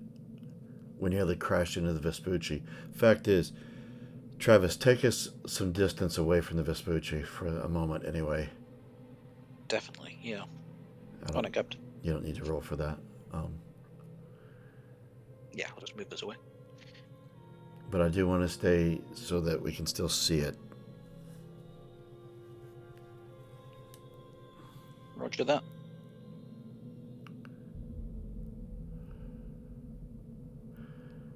Right. Travis, I want you to take this data that Walter has given you about this signal.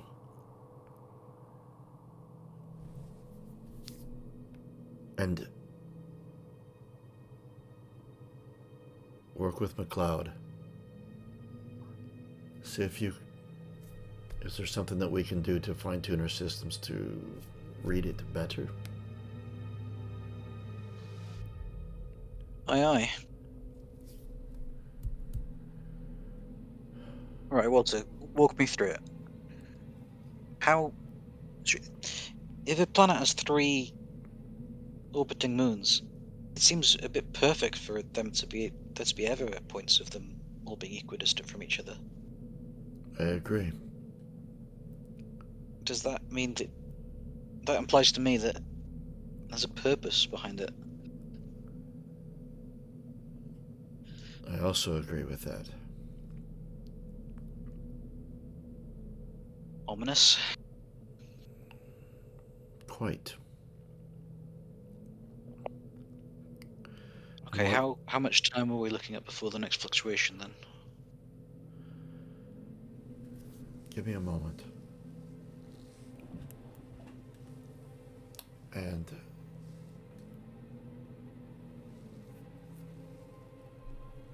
he's doing some mathematics. You swear he does this just to show off. A machine showing off is strange, but he always displays his mathematical formulas in 3D on the holotable sometimes, or his calculations. And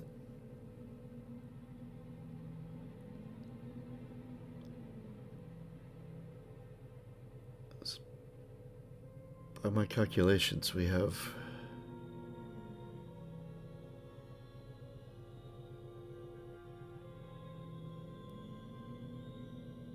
approximately 2 hours and 13 minutes.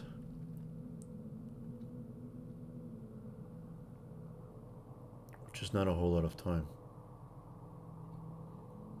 It's not, but it's what we've got, I suppose. And we can tell that the source of the signal is coming from the moon. We can, but it's different in the protocol that we use. Rather than data being carried on a carrier wave, it is a pulse.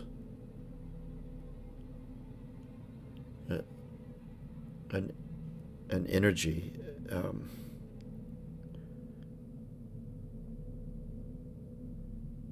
It's related to gravity, gravitational energy. But it is regular and not random. It has a rhythm to it. Rhythm. That is the only thing that is similar to our communication systems. Whereas if even you go back to regular radio waves, there is a frequency. How much data would you say the signal is emitting, size-wise?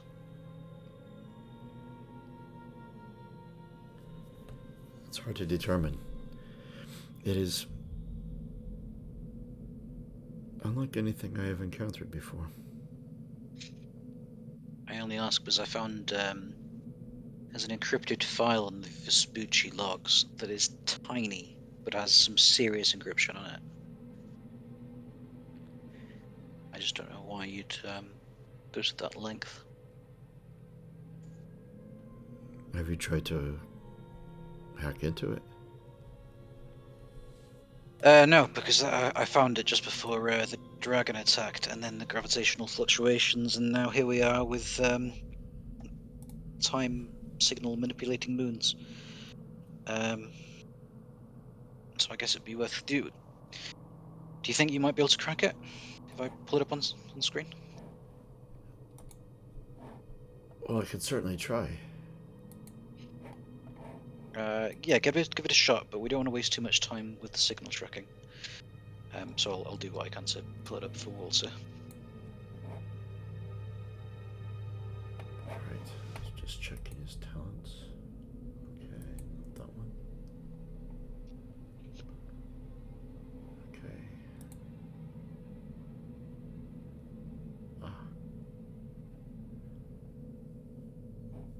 He does have a Seegson.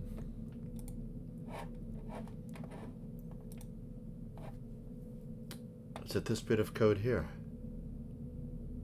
That's the one.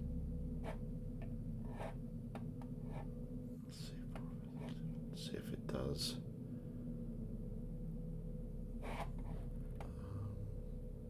Oh, there we go. Okay.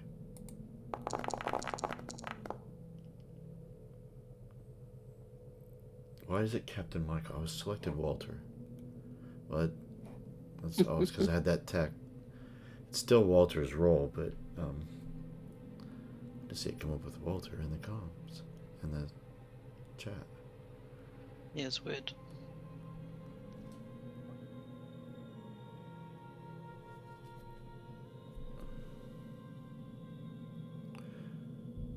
Um.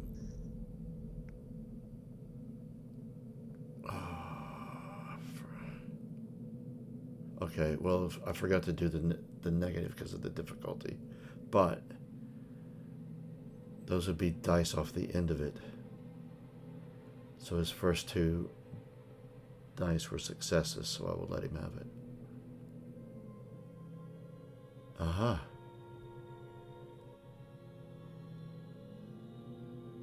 I believe I have cracked it. Eureka! What's in there? It is an encrypted message directed to Dr. Rowan from the Vespucci. He is believed to be down on the moon. I'll put it on the screen for you to read. Thanks, Walter. Although I do not think you will like it. Well, that's been the theme of the day.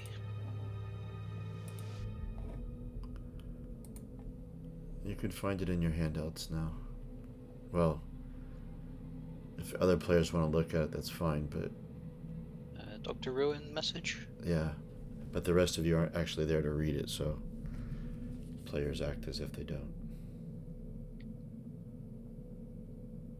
Encrypted transmission priority, priority override, current assignment, priority 1. Guide mission to second moon of Koi 655b. Lead ground team to surface, locate device within facility. That could be our signal emitter. Study and record parameters. Map the trajectory and timeline. Determine point of origin. Priority 2, secure the asset and return. All other priorities rescinded. Crew expendable.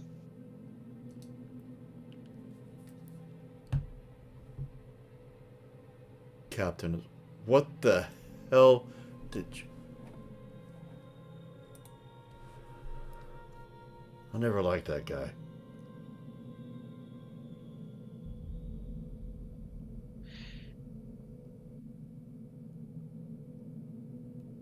Yeah, I mean, that's pretty damn cold.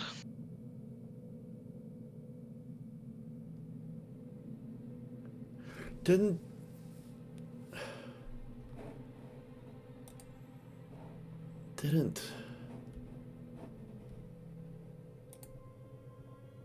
the report from Gates suspected comms were being sabotaged?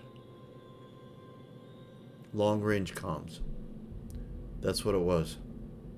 Yeah.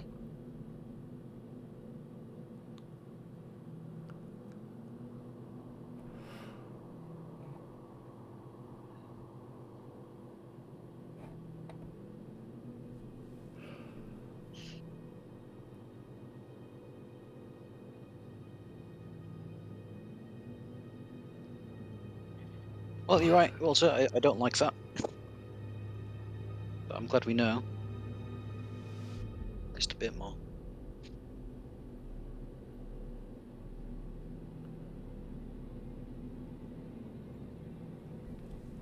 Right. Right. This is the captain. Sorry, he's not saying that. This is the cap. This is me, Andy. It's saying okay, sir. I've learned your rank by now. You're right. The next time he said, "This is the captain." Just so insecure. I know that, sir. I can see you physically. That is your role on the ship. You are the captain.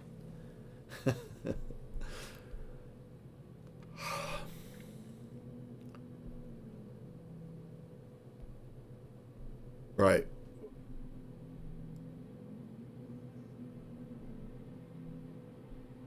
We need to assemble the crew.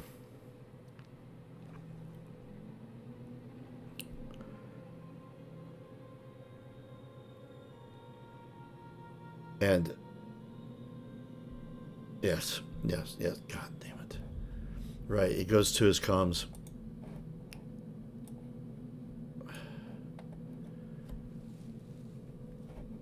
All right, this is the captain.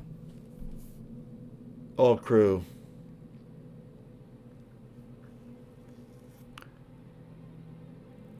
I need you to meet me in the observation lounge up on A deck. Captain, what's this about? I'm right in the middle of a serious investigation. I'm aware of that. We have. I would like to be excused from this meeting if you don't mind. I don't have the time. In and out.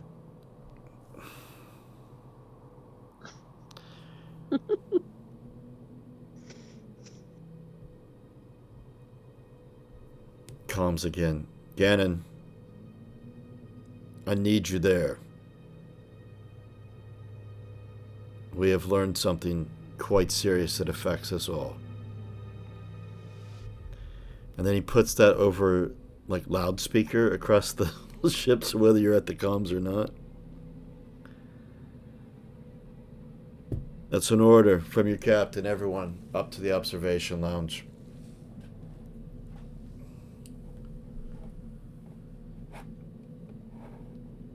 You unlock my door for me.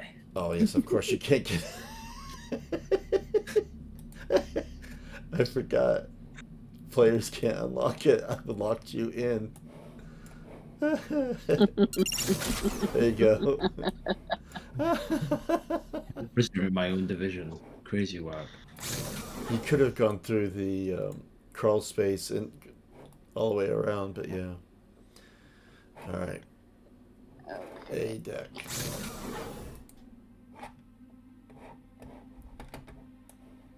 I can activate it. I'll just delete myself from there.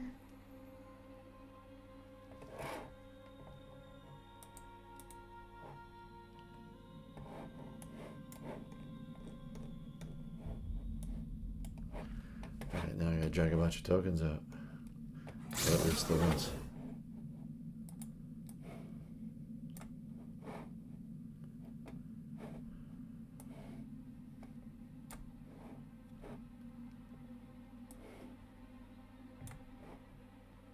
Gannon might wait a few minutes, and then as he like angrily walks out, he feels all alone and thinks maybe I'll go. No, has become very annoyed that Walter hasn't shown back up, grumbling to himself, and goes into what is this area called? Why can't I think? Engineering, my god. And maybe see if he can use kind of a push cart to get one of those containers. All right. First, you're going to need to identify, because that's not your area. Machinery? Yeah, that's be the one, of course. Let's see what happens. You bastard. Look at that. 2 successes as well. And make a stress response. You roll stress. You roll a face hugger now? Does it automatically add to your stress level? I don't think it does, right? No, it's not anymore. supposed to. Okay, it looks like it didn't. All right, good. So you just click stress response, not panic response.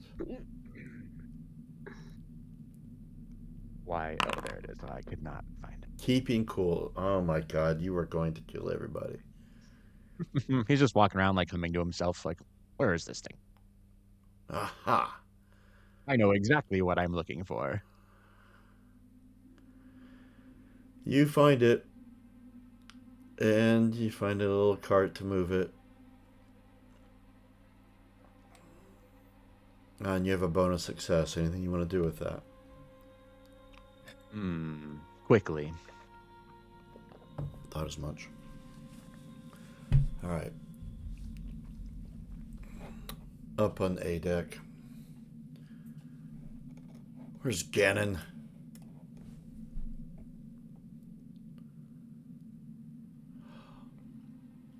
Probably set a still lock. playing with his creature.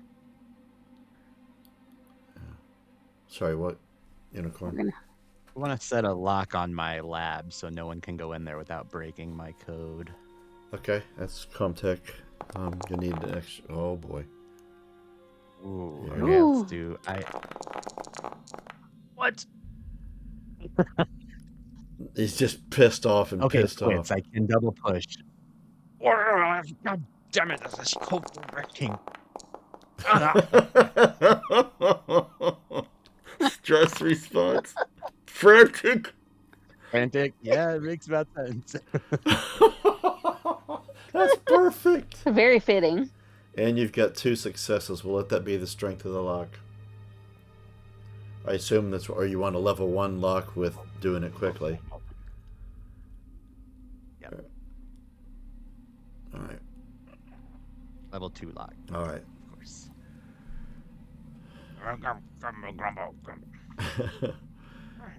Walter! Walter, where did you go? You were supposed to come back to the lab and meet me. I'm sorry, Dr. Cantankerous Gannon. old The bastard. captain called me away. It is him that I take orders from. As usual, I must do everything myself around here. Captain, what is this all about? I don't have time for this. Are you upstairs? Are you in the observation lounge? Oh, I thought they were on the bridge. No. Oh, I didn't delete the I was looking at tokens old from there, man. tokens. Sorry. Yeah, that's why I confused myself. Okay, so I'll come in grumbling. Take my seat opposite the captain. We late? Although in Ganon's eyes, that's the head of the table. Yeah. I'm glad you could all come. I got. Right. Thank you for coming.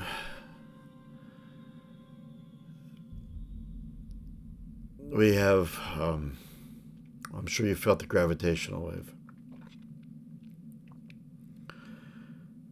We've made a few discoveries on the bridge. And, well,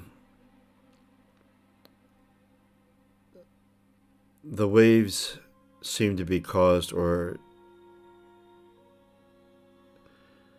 they concur when the 3 moons of this system are equidistant from each other in their orbits. It seems to be a manufactured sort of situation. However improbable that sounds, Dr. Adderley. That something out of the natural order of things. Walter's detected some sort of signal that's beyond what any system that we use, and not something that we can easily detect or at least read very well, that precedes each gravitational wave, and its point of origin is from that moon below us.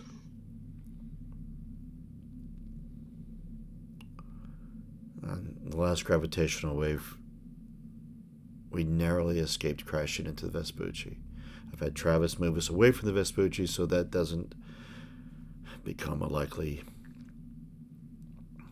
result. I guess now we know how the Vespucci was on a downwards inclination towards the planet, so... Yeah, actually, that makes sense. But that's not the worst of it. And it seems Dr. Rowan is not quite what we thought. Dr. Rowan, who is allegedly down on that moon with 3 other members of his crew.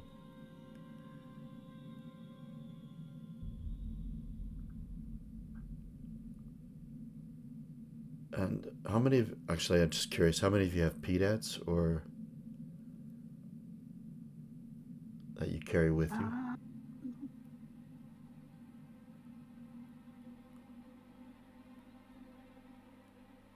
I don't know. Not me. All right. Well,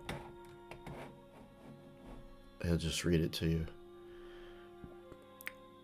There's an encrypted message that Travis found on the Vespucci systems. It's an encrypted message to Dr. Rowan. And it really changes the concept of this mission.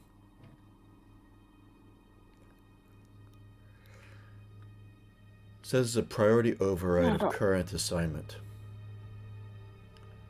Priority 1, guide mission to second moon of KOI 655b. That's the moon below us. Lead ground team to surface. Locate device within facility.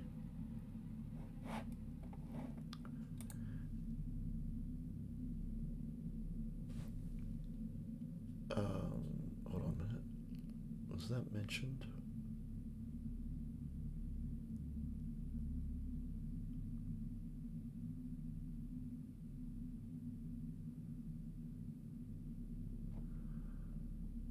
Hold on a minute.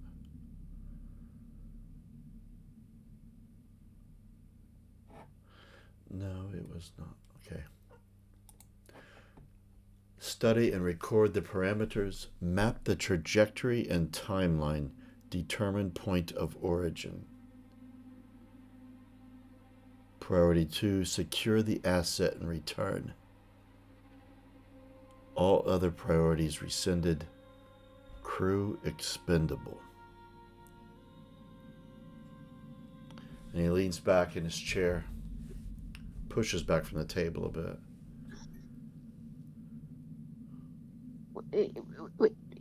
Did you just say crew expendable? Yeah. The question is, does that refer to the Vespucci crew or does that refer to us as well?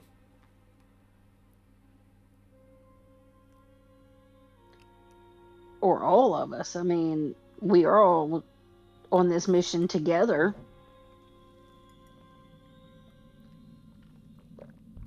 As I see it, if Dr. Rowan expects to retrieve this asset, then he has no other way to return it without us.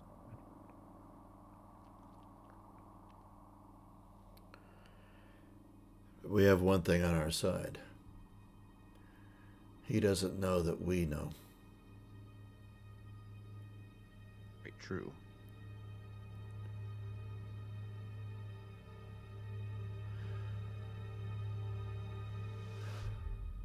Well, this does sound like a conundrum, but I have things to do, Captain. If you'll let me know what our next move is, I'll be in the science lab. By all means, Cannon.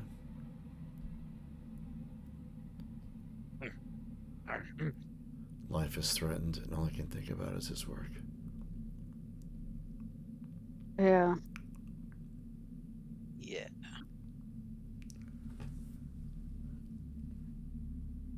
Captain, when he says that, he briefly looks at you, McLeod, in the face, in the eyes, as Gannon leaves. Right, gang. I'm open for options.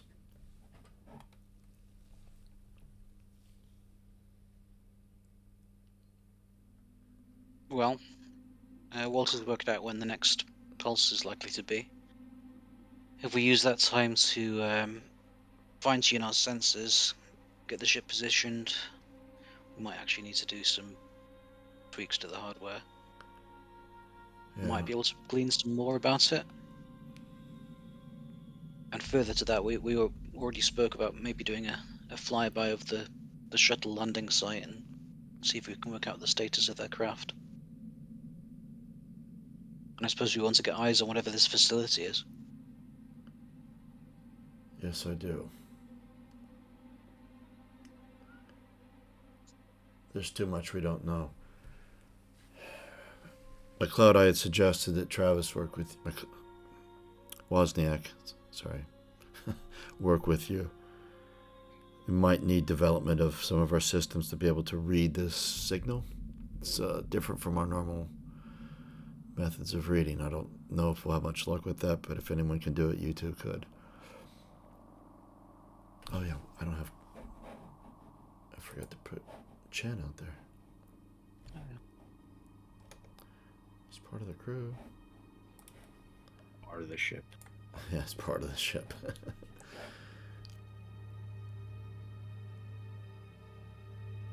So,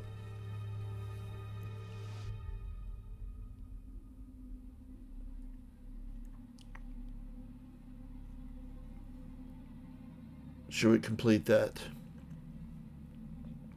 Meanwhile, preparing for planetary observation.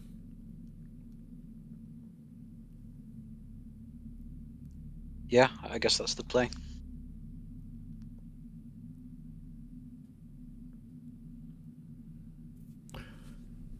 Well, we need to make sure also that the pups continue their scans. We found that hole over in the lifeboat that I think that reptile creature came in from the Vespucci. We could have one of those little things running around, possibly. I mean, I found that skin down on D deck.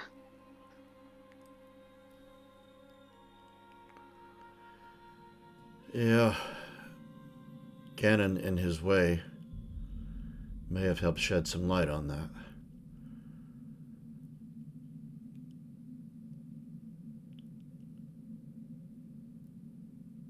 He found that these creatures mature within minutes, perhaps reach adulthood within an hour. And it could be that skin that you found was the skin of the creature that you killed. That may be the only thing we had come aboard. So that little reptile thing turned into that massive creature? Is that what he's saying? That is what he is saying. I know Gannon's ways are a little bit unorthodox and a little bit difficult to tolerate, I guess. Well, could anything gain that much mass that fast? Have to have a hell of an appetite. And he said it was also biomechanical. If that's the case, we know it eats flesh. Maybe what you observed is that it also eats Maybe inorganic maybe material. metal. The hole in the lifeboat looked like it had been bitten open. It wasn't exactly, bent. It was just ragged. I didn't see anything that would indicate it was bent out like something pushed through it. It was just a hole, but it wasn't melted like. So if it's eating metal,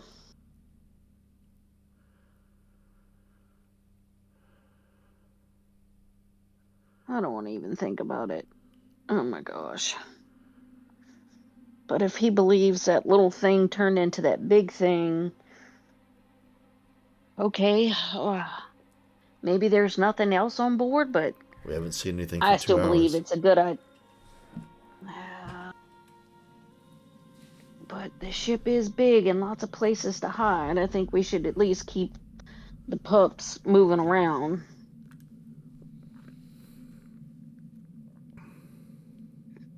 I agree with that. Travis, what's the status of that? I mean, they're just hovering down. I think they're still finishing up on sea. They'll need someone opening the doors for them.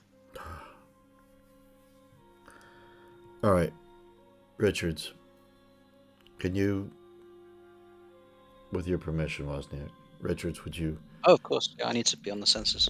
Exactly. All right, Wozniak, you and McLeod work on the sensors. Richards, monitor the pups. Walter, keep an eye on these anomalies. Let me know if anything else happens. Nakamura, as soon as possible, I want to have a little brief. We only can afford a brief time of remembrance for Ramirez and for Erickson. Rest in peace.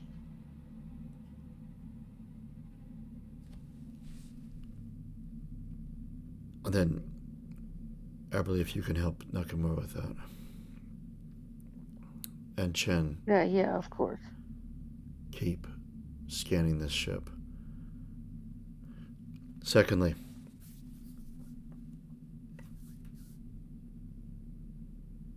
who would like to make the journey down to the moon? And I suggest you use the lifeboat because there'll be more space should you need to bring others back. I'll fly the away team down there. Chen, of course, I want you going.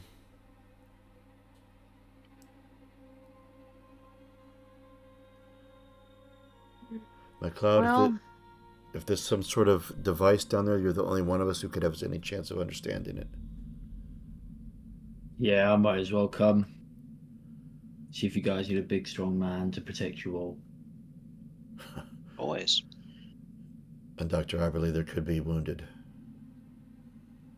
yeah. I was about to say, I know you want me to help Nakamura, but wounded.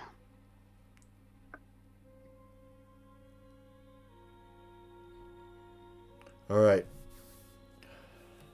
right. We know what we're doing. Let's work. Yes, sir. Let's work methodical. Let's get it done. I don't think we can afford to waste time.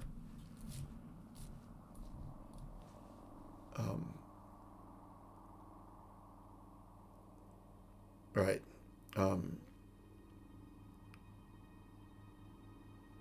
You're all dismissed. McLeod, Wozniak, brief word with you two before we go. These guys all leave.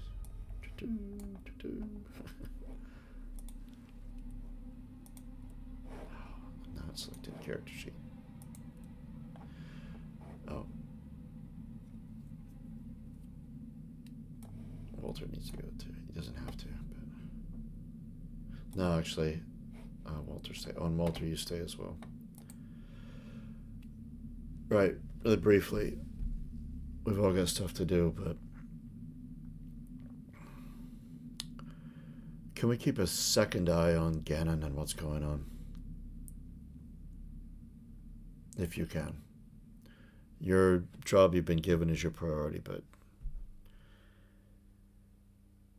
I don't know. Yeah, I couldn't help but overhear, sir, that you were asking him if the thing was going to get right back up. Don't let him do that. Yeah. Sometimes I think his curiosity gets the best of him. I know he wants to make a discovery, wants to make a name for himself before he dies, before he retires, not dies. Got him some more, but Well, if he raises that thing from the dead, it might be the former. let's hope that isn't possible. Yeah. That's enough impossible things for the day. All right. Yeah, we're on a timer, so let's go, guys. Cloud, can you show me the back end of the sensors? Yeah. Let's get to it. Oh, I'm about to walk in space. Ah! Tell my family I love them. Is that something we'd need to go to engineering for? It is, I but think it might be, yeah. yes. That'd be the main place to start. But I was thinking now might be a time to end the session. We're a half an hour away from the end of it. Unless there was something pressing you had in mind you wanted your characters to do. No, just carry out that plan. Get the sensors sorted. Okay. We could, I mean, if we wanted to push Ganon stuff forward, if someone was going to come check on him, we could role play that out. Actually, let's not end there. Let's go, because if you're managed to, yeah, I got an idea. Okay. All right.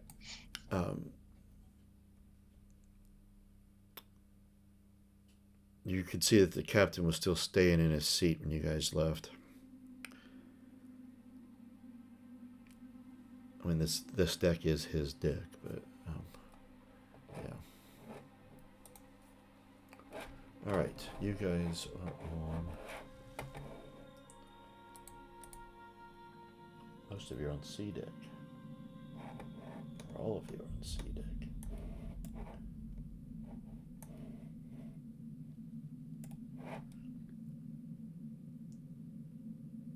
Am I Okay. still on C?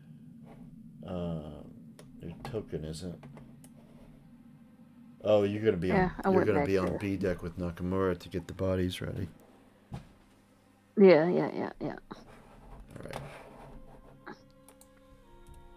Okay. Wherever he went, I don't know where he put them, but I haven't got his I token. guess yet. Medline. In the infirmary. Yeah. Right where Yeah, you're at. infirmary, whatever. Boop. There.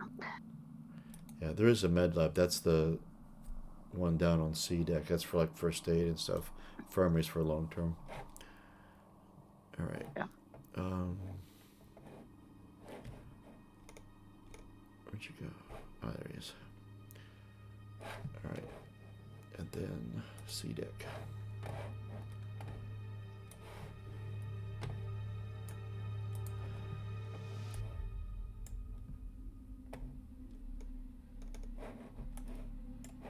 All right.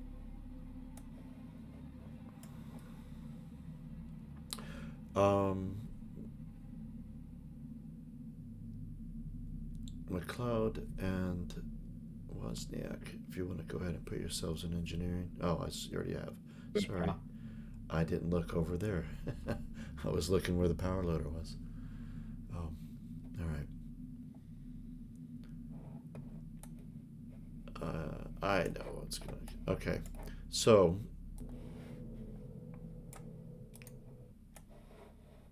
For you in the engineering...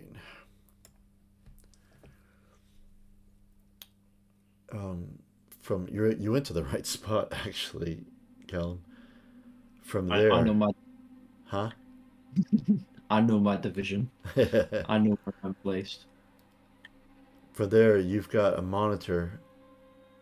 That's your like God mode spot. From there, you can monitor every ship sensor, every system, all at once. Oh, I should have put a chair in there so that you can just spin around. I should have added that in the map. And so there are a number of antennae that protrude out from the ship. There's a number of reception sort of dishes. Wozniak is in possession of the knowledge of the nature of this signal, that it's doesn't use a carrier wave like radio to transmit data. It's something related to like a gravitational sort of force. And actually, I will let you make a mechanical engineering roll with a +1 with the knowledge from Wozniak. Alrighty. Depending upon your successes, I'll know what to tell you. Mechanical engineering. Oh, it's not called that. Heavy machinery. God damn it. I'm in a different game system. Do you want to push that? As we're here. There you go. Alright. All right. 3 successes. In this case, I'm going to need 2 of them for a success, for you to be successful with this. What do you want to use the other bonus for? Let me have a quick look at them again. You achieve some unexpected additional effect. Okay. Let me think what that will be.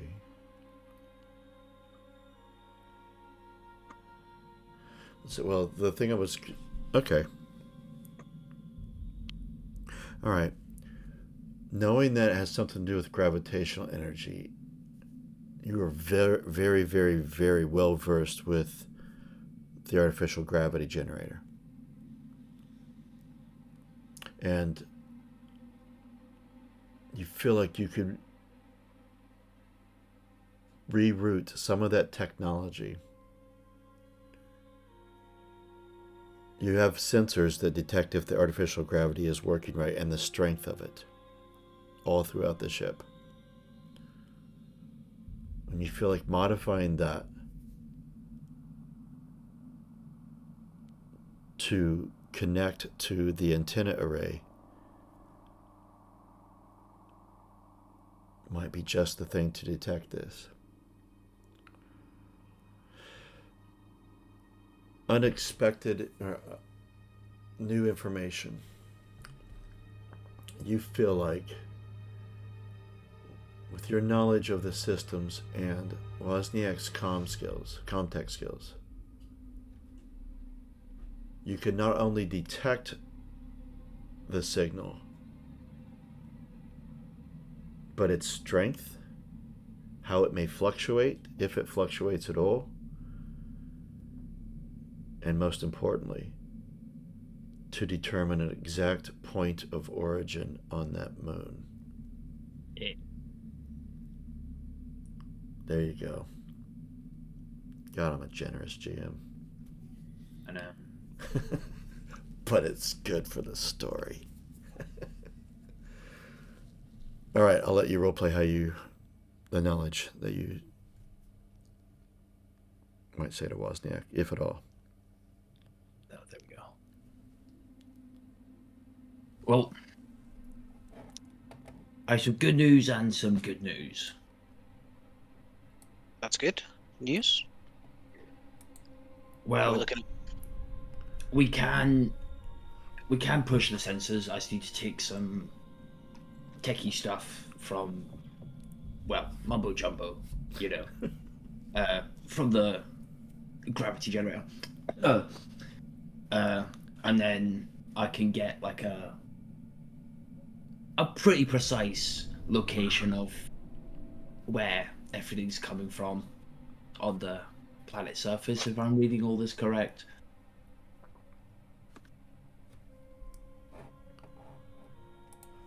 Well, that'd be grand. We need to find out where this facility / signal's coming from, so if you can pinpoint it. Fantastic. Yeah, just give me a little bit of time, you know. No probs. And are you able to get things set up in probably looking about an hour and a half now for the next fluctuation? Ready to record. I'll try my best. No promises. Yeah, well, we're dealing with magic essentially, so let's see. I just put a message in the chat window in the game itself for you guys.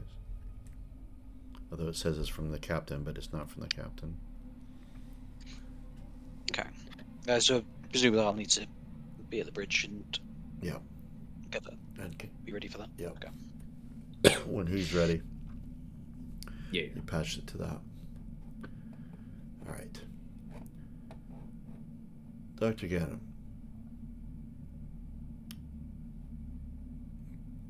Through the door into your lab comes Captain Banning.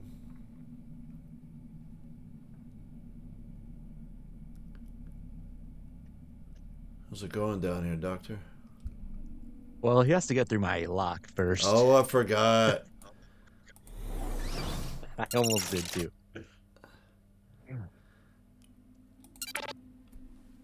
Locked myself in. You can hear that someone's trying to open it. Maybe. God damn it. Might be too focused. Yeah, all right. Nearest comm station, the other science lab.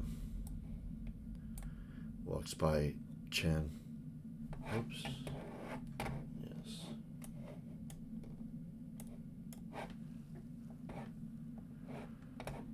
Gannon's locked himself into his lab. Really? Why? It's Gannon. Goes to the comm. Gannon, this is the captain. Let me in, please. Yes, Captain. You've locked the door. I was coming to talk to you. I can't afford any distraction or intrusion, so yes, I've sealed myself in with my work. Yeah, but I am the captain. And I'm at first asking you to unlock the door and let me talk to you. It is just me. What is it can I do for you, Captain? I'm curious about your work. I haven't talked to you in a while about it. I've been talking to everyone else, but not you. Well, it's still in the early stages, I assure you. I haven't discovered much more than I've told you as of yet. Have we determined a course of action? We have, but I want to see this creature. Perfect. That's perfect. We should enact it, and I will keep you updated on my progress. Gannon out. Gannon. He's going to do a manipulation. Yep, let me get those. Guess you gotta go and break it. Huh? He's going to try manipulation first before he tries to draw McLeod away from what he's doing, which he doesn't really want to do.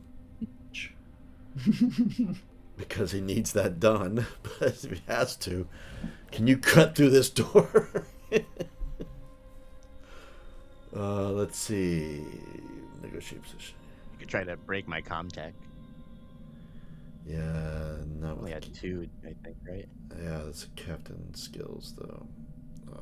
Well, it's not the worst. Nah, you do that first. You try that first.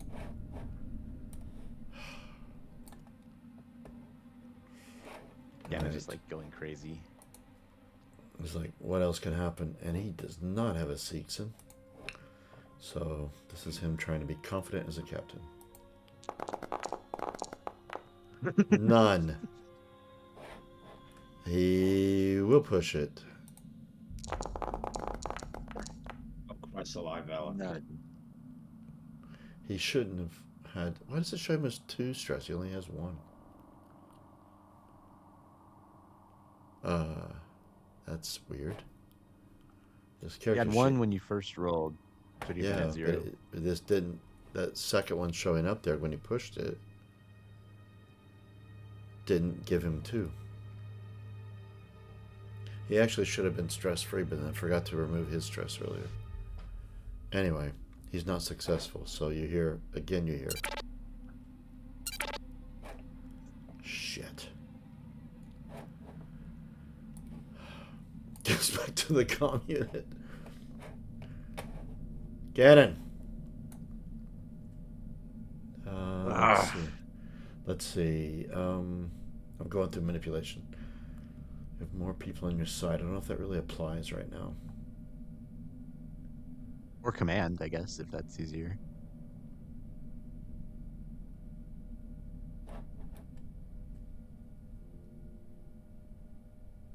Oh, it's so cool. It's on my -1s to all my rolls. How long does it last, though? What's minus? Oh, it's your strength rolls. Yeah. Yes, command. Sorry. Do it that way. Sorry, I forgot that skill. Oh, just till it goes off. That's cool. Yeah, I can still hear him through the comms. I'm just ignoring him. Yeah, well, I'm sure of that.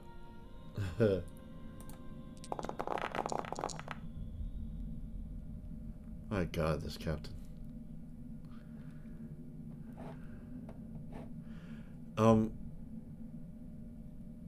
I do completely forget.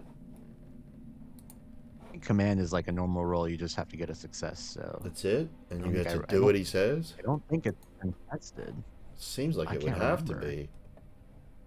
Looking it up now.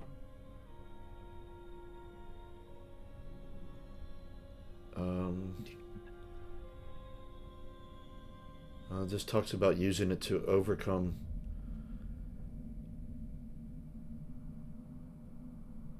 Use your command skill to stop panicking other PCs and to give orders in combat. This is neither of them, so I think manipulation as much as... Oh, there's also an officer talent pull rank, which lets you command Yeah, PCs. he doesn't have that right talent. He has field commander,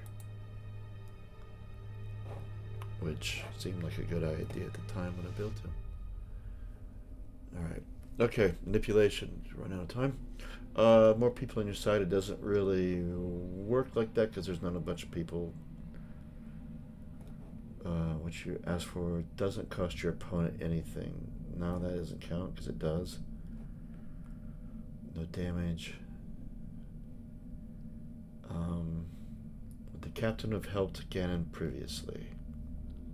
Well, he is his captain. Present your case very well.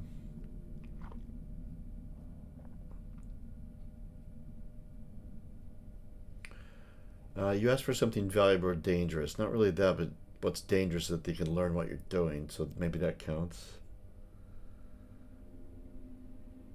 Now you're talking via radio or shouting at this, so it equals out. Okay, here we go. There's not a great chance of this. Well, maybe there's a bit. Of course, a fella.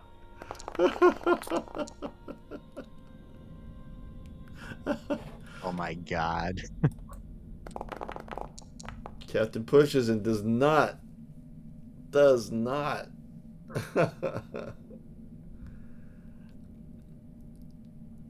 You're still just ignoring Which him. means Oh my god. I have time and I... Okay. Okay.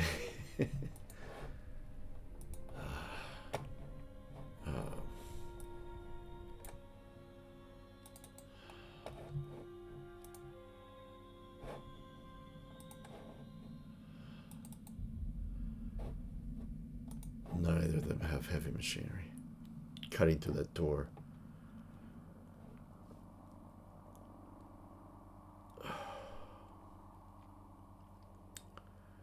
Sorry, I'm just trying to think what the captain would do.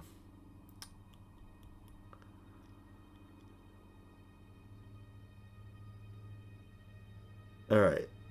The reality is he doesn't know what Ganon is doing, so he doesn't have the urgency of cutting open the door of his ship.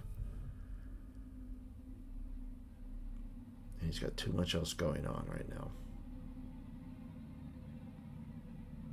I think for the moment he would leave it. Henry, when you see this, if you watch this, hopefully, Captain goes storming past you. Scientist.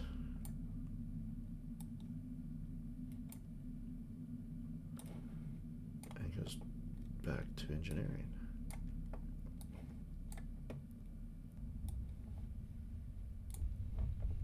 Alright, Ganon's locked himself in his lab.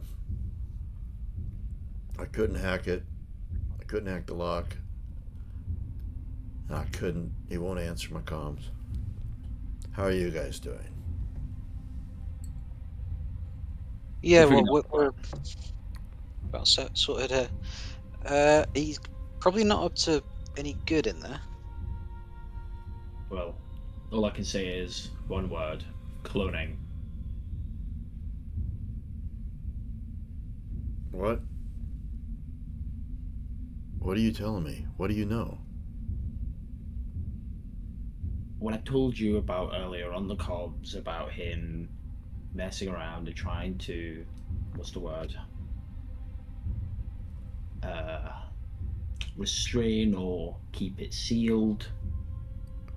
I think he's gonna clone it. Oh my fucking god. Is he out of his fucking mind? I'm just gonna look at the captain with a straight face. Just yes.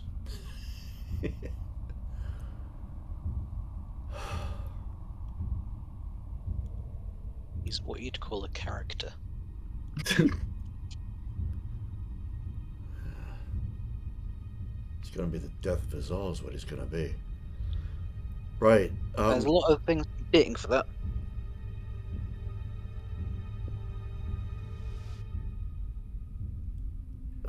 Wozniak, can Yep. you break the lock on that door? Can you crack it? I know I've got you doing this, but can you give me a moment to do that? We're sort of wrapped up here. I just need to get to the bridge in time for the signal. But yeah, I can have a go. It's on your way. Starboard side lab. His hole. I'll give it a shot. Captain gives one last look back at you, McLeod, and he rolls his eyes.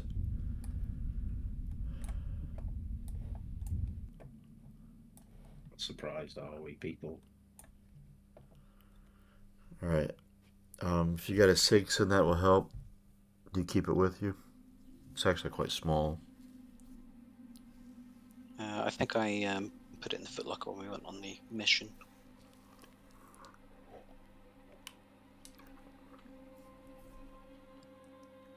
Gannon, I'm coming in. Don't shoot me. He doesn't have a weapon.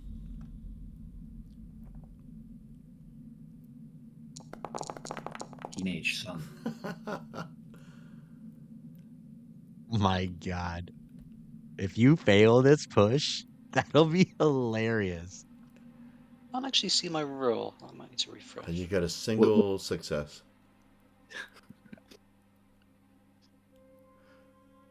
Yeah, I think that's why the captain isn't showing 2 stresses.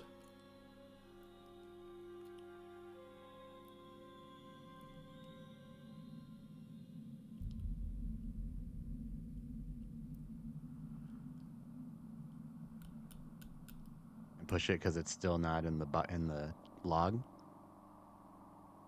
I'm just restarting. Gannon, you gonna let us in? Well, we... Have you got a girl in there? You skip the door open. Make sure you're clothed. Andy, should I do a roll in the meantime to see how far along in the process I am? Whoa, why did it do that? Oh, What okay. the? I think that must be because Can you see that room? I can see that I just rolled 1 dice for the push. Yeah, that is right. I mean, you just need to roll four base and 2, or you can, I guess, just do a Comtech -1. Yeah, do that. Add a stress before you do it. Well, that was the base dice. So no successes on Yeah, those. you need to roll 2 stress dice too. Don't you have a Oh, I dice guess roller down in the bottom? Oh. You get 2 stressors to roll, dude. Need one more d6.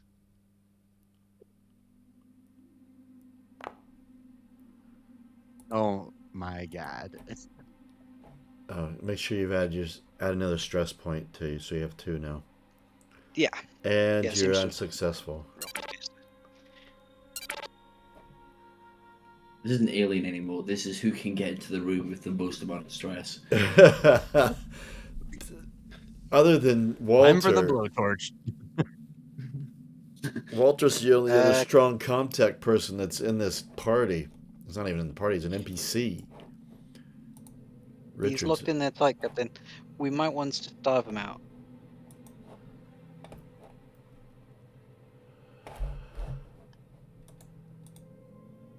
Oh my God! I'm cracking up that you can't break through it. Hour 2 lock. This is so...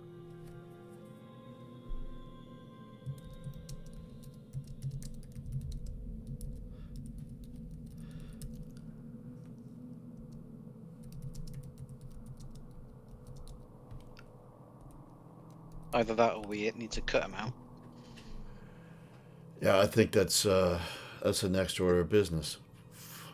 Right, Wozniak, why don't you head to the bridge and wait for the signal? Yeah, on it. You deal with our Dr. Frankenstein. I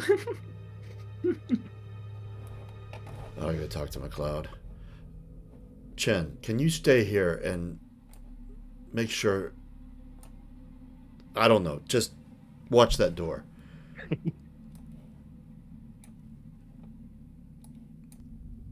Back to engineering.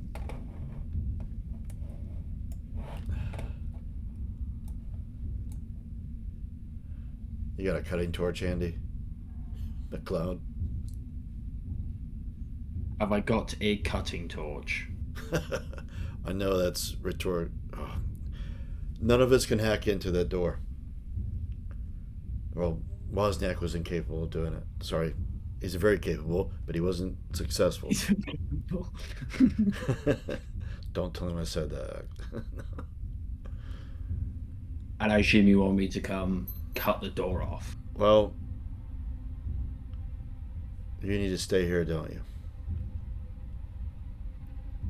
Nah, I'd be fine.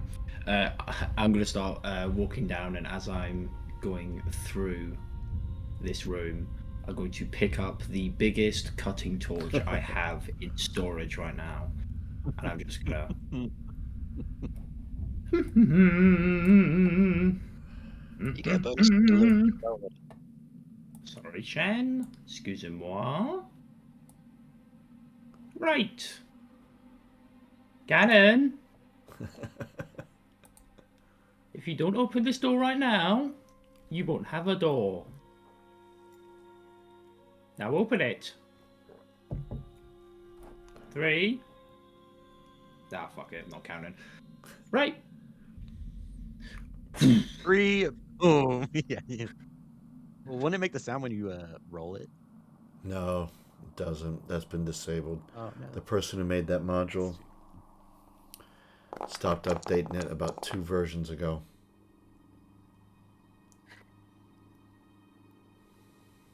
Did you lose the cutting torch sound completely? Well, I have everything, but I don't have it where Oh, I at didn't least load there's it back up when I had to rebuild the system. At least you still have it though. Oh yeah, I got all that stuff. I have the They sound still give effects. a +3. I think you get a +3 to your roll when using a cutting torch. You don't roll it for damage. You do a heavy machinery +3. Oh yeah, that's right. Is it? Is it? Wait, before you roll, 1 sec. Because I had to make 2 entries for it. And I told you one of them to. Yeah, you've got it. Mechanical cutting torch. It's already there in your inventory. So if you just roll heavy machinery, it'll automatically add that in there. Before you roll it, oh dear, you've got the bolt. As long as it's equipped, yeah. Yeah, the bolt gun you've got in there as well. You have to unequip that because they add up together. Bolt gun. Watatsumi. There we go. No, that's the weapon version of it. Oh. It's confusing, Cal. I'm sorry. They don't, the way they do it, they don't have it. There we go. I'll re-equip that. There you go. Cool. All right, now you can Right. just roll heavy machinery and it'll give you your bonuses. Doors coming off the bloody hinges. Oh my god. Oh my god. Oh my god. Are you serious? And you can't push it. You can't push it. Oh my god. Oh. That is amazing. How many dice is that? 10. 11 dice. 11 with the 10, yeah. stressor. Yes. Oh my Oh, yeah, god. exactly. Right. Now I've got to roll stress. Bloody Christ. That is amazing. And to be Stress response. You Yeah, just click the it's word not stress really- response. I believe it's what it's called on your front of your character sheet now. The general tab. Yeah, it's on the left-hand side. Stress responses. Left that. Oh, stress responses. Keeping it cool. Oh, yeah.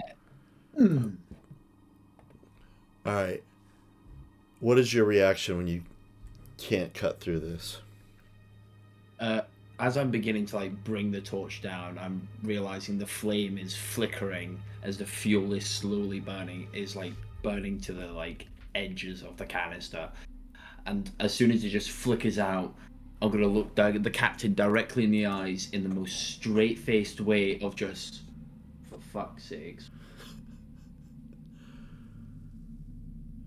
Captain, just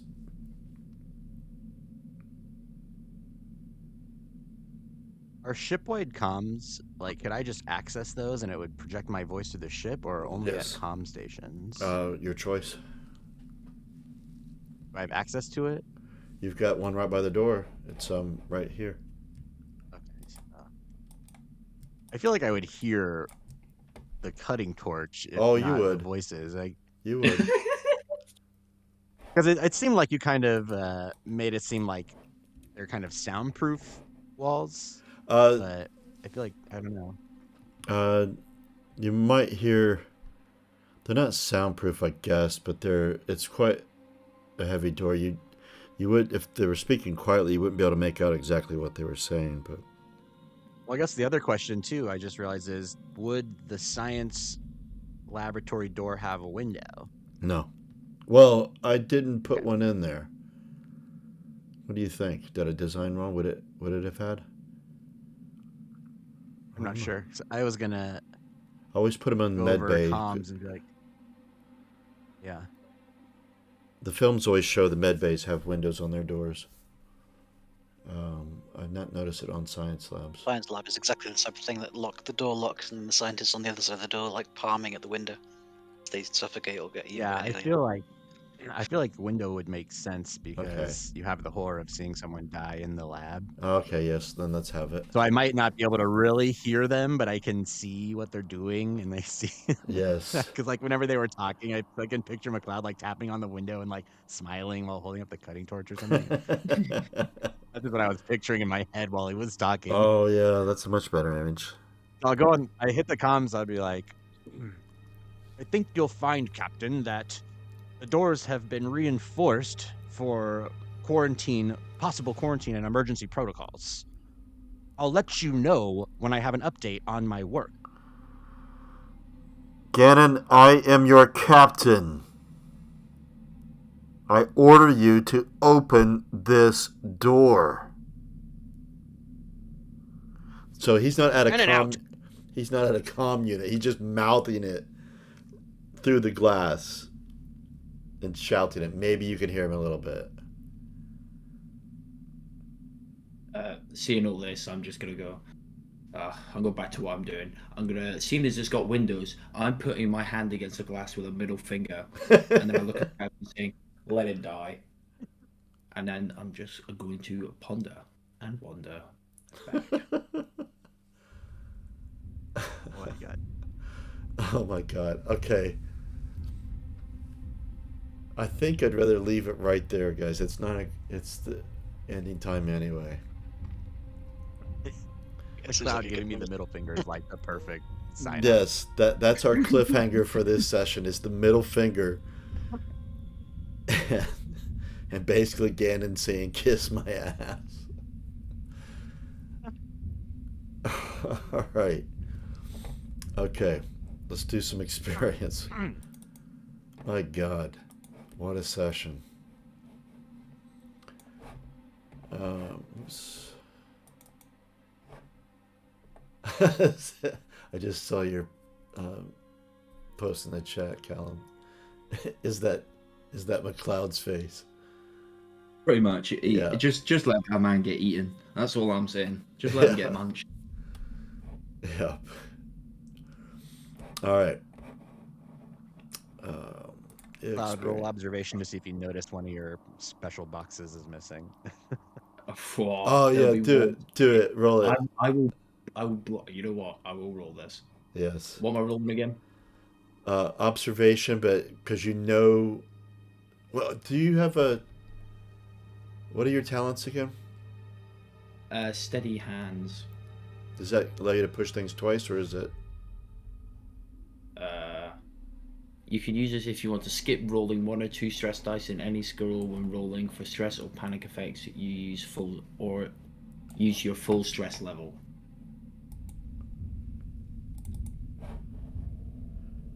Not a Scooby. Not a Scooby. Oh.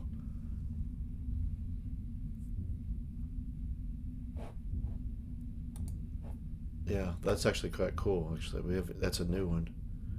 Right. Observation, I guess. Yeah. See if one. Straight up observation. Go with a +1. So roll down on the dice. There's a black dice in the macro at the bottom. in the center of your screen. So You could push that and then roll 2 more dice, and that would account for the +1, I think. I'm doing that right in my head. Yeah, but to give him stressor, I'm just giving him a bonus because he knows the ship well. Oh, right. Yeah, he should do the first one if he doesn't want to push. That makes sense. Yeah, it what, like the base modifier or the stress modifier? just the base modifier. You just want 1 dice. And I'm typing on the wrong keyboard. That's why. You rolled the whole thing. Fuck.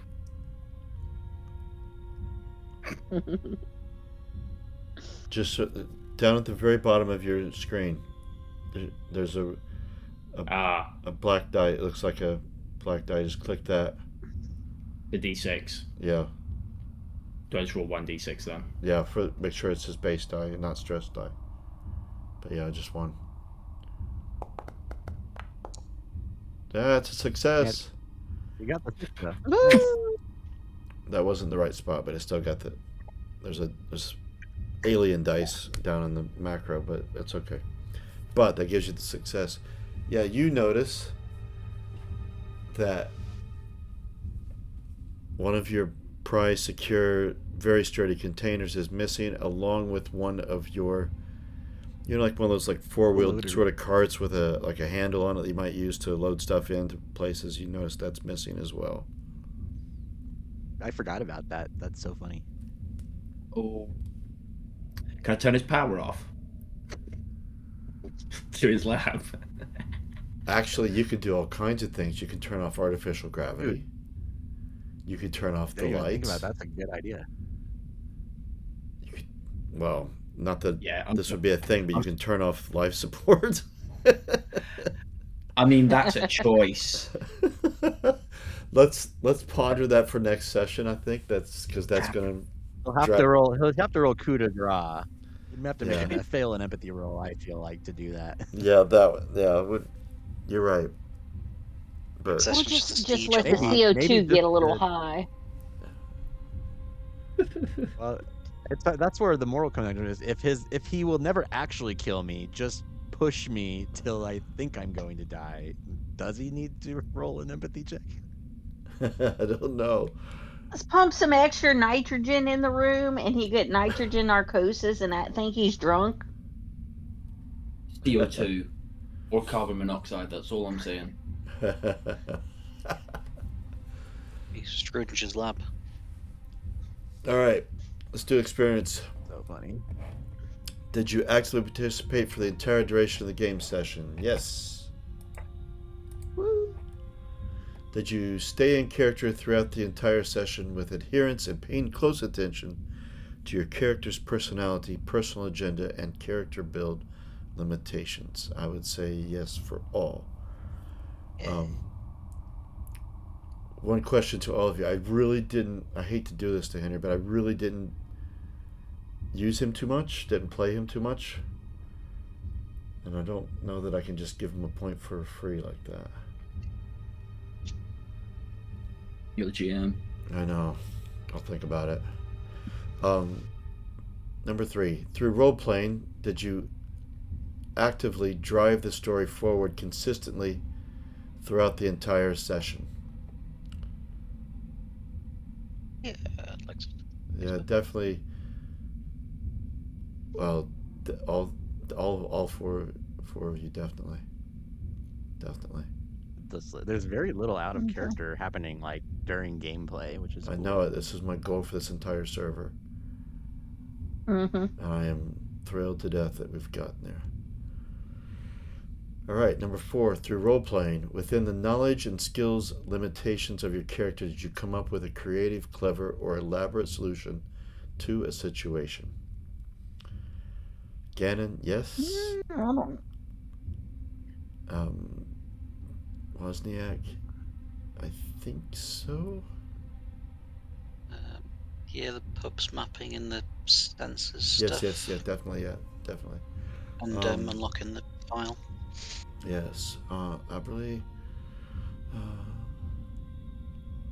I don't really feel like I did anything. I mean, I walked around a little bit with the motion tracker, and then we called for Wozniak to send the pup in the hole, but What about in the observation lounge when you were talking about? I forget everything you said up oh, there. keeping the pups going. Yeah.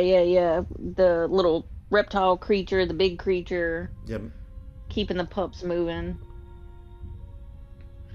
Um, I don't know. I'm gonna give it to you, man. The campaign's Oh. short. okay. Could probably use another talent or two to keep you alive a little longer. All right, Yeah. number 5. In adherence to your character's personality and personal agenda, did the pursuit of that cause you to sacrifice or risk something or hinder the achievement of your objective? The objective here is the mission I- objective. Nah, not really. Gannon, I No, think I hadn't maybe. done anything for my personal. I would argue for Ganon in doing that. That I'm just playing into his Psychotic. agenda, which is, discover a new life form at all costs to regain status as a renowned xenobiologist.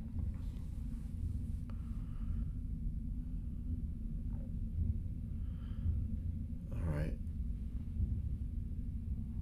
Would you say did you sacrifice or risk something for it, or did you hinder the objective of the mission? I don't think you've hindered the objective yet. If you make a creature, then maybe. No, right. Yeah, I mean, the risk is Death. alienating myself and becoming, like, imprisoned by the captain, Yeah. or just getting myself killed. All right. Finally, number 6. Did your actions bring about a significant discovery or revelation that strongly affects your objective, personal agenda, or worldview? Okay, that's the I one. think that is finding more that about my hole in the. Yes, definitely, Saul. Finding the crew expendable. Yeah, definitely.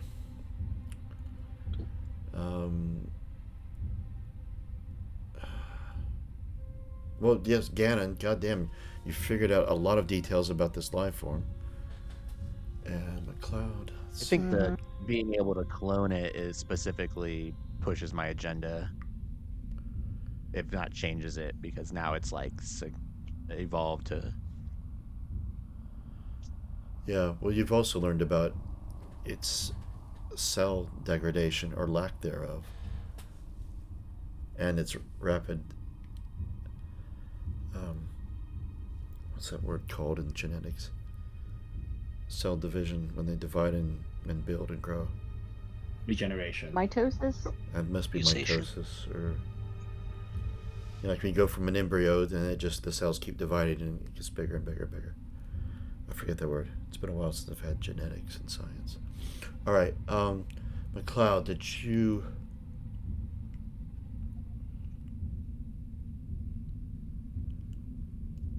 I don't know that you made something super significant.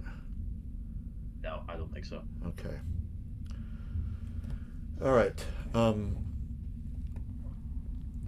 I will, if you guys want to expend your experience points, but I'll go ahead and stop the recording. So, thanks for joining us on Alien Day. Anybody listening? Make sure you Happy like and Alien Day. subscribe. And yes, happy Alien Day, everyone. And we'll see you in a couple of weeks.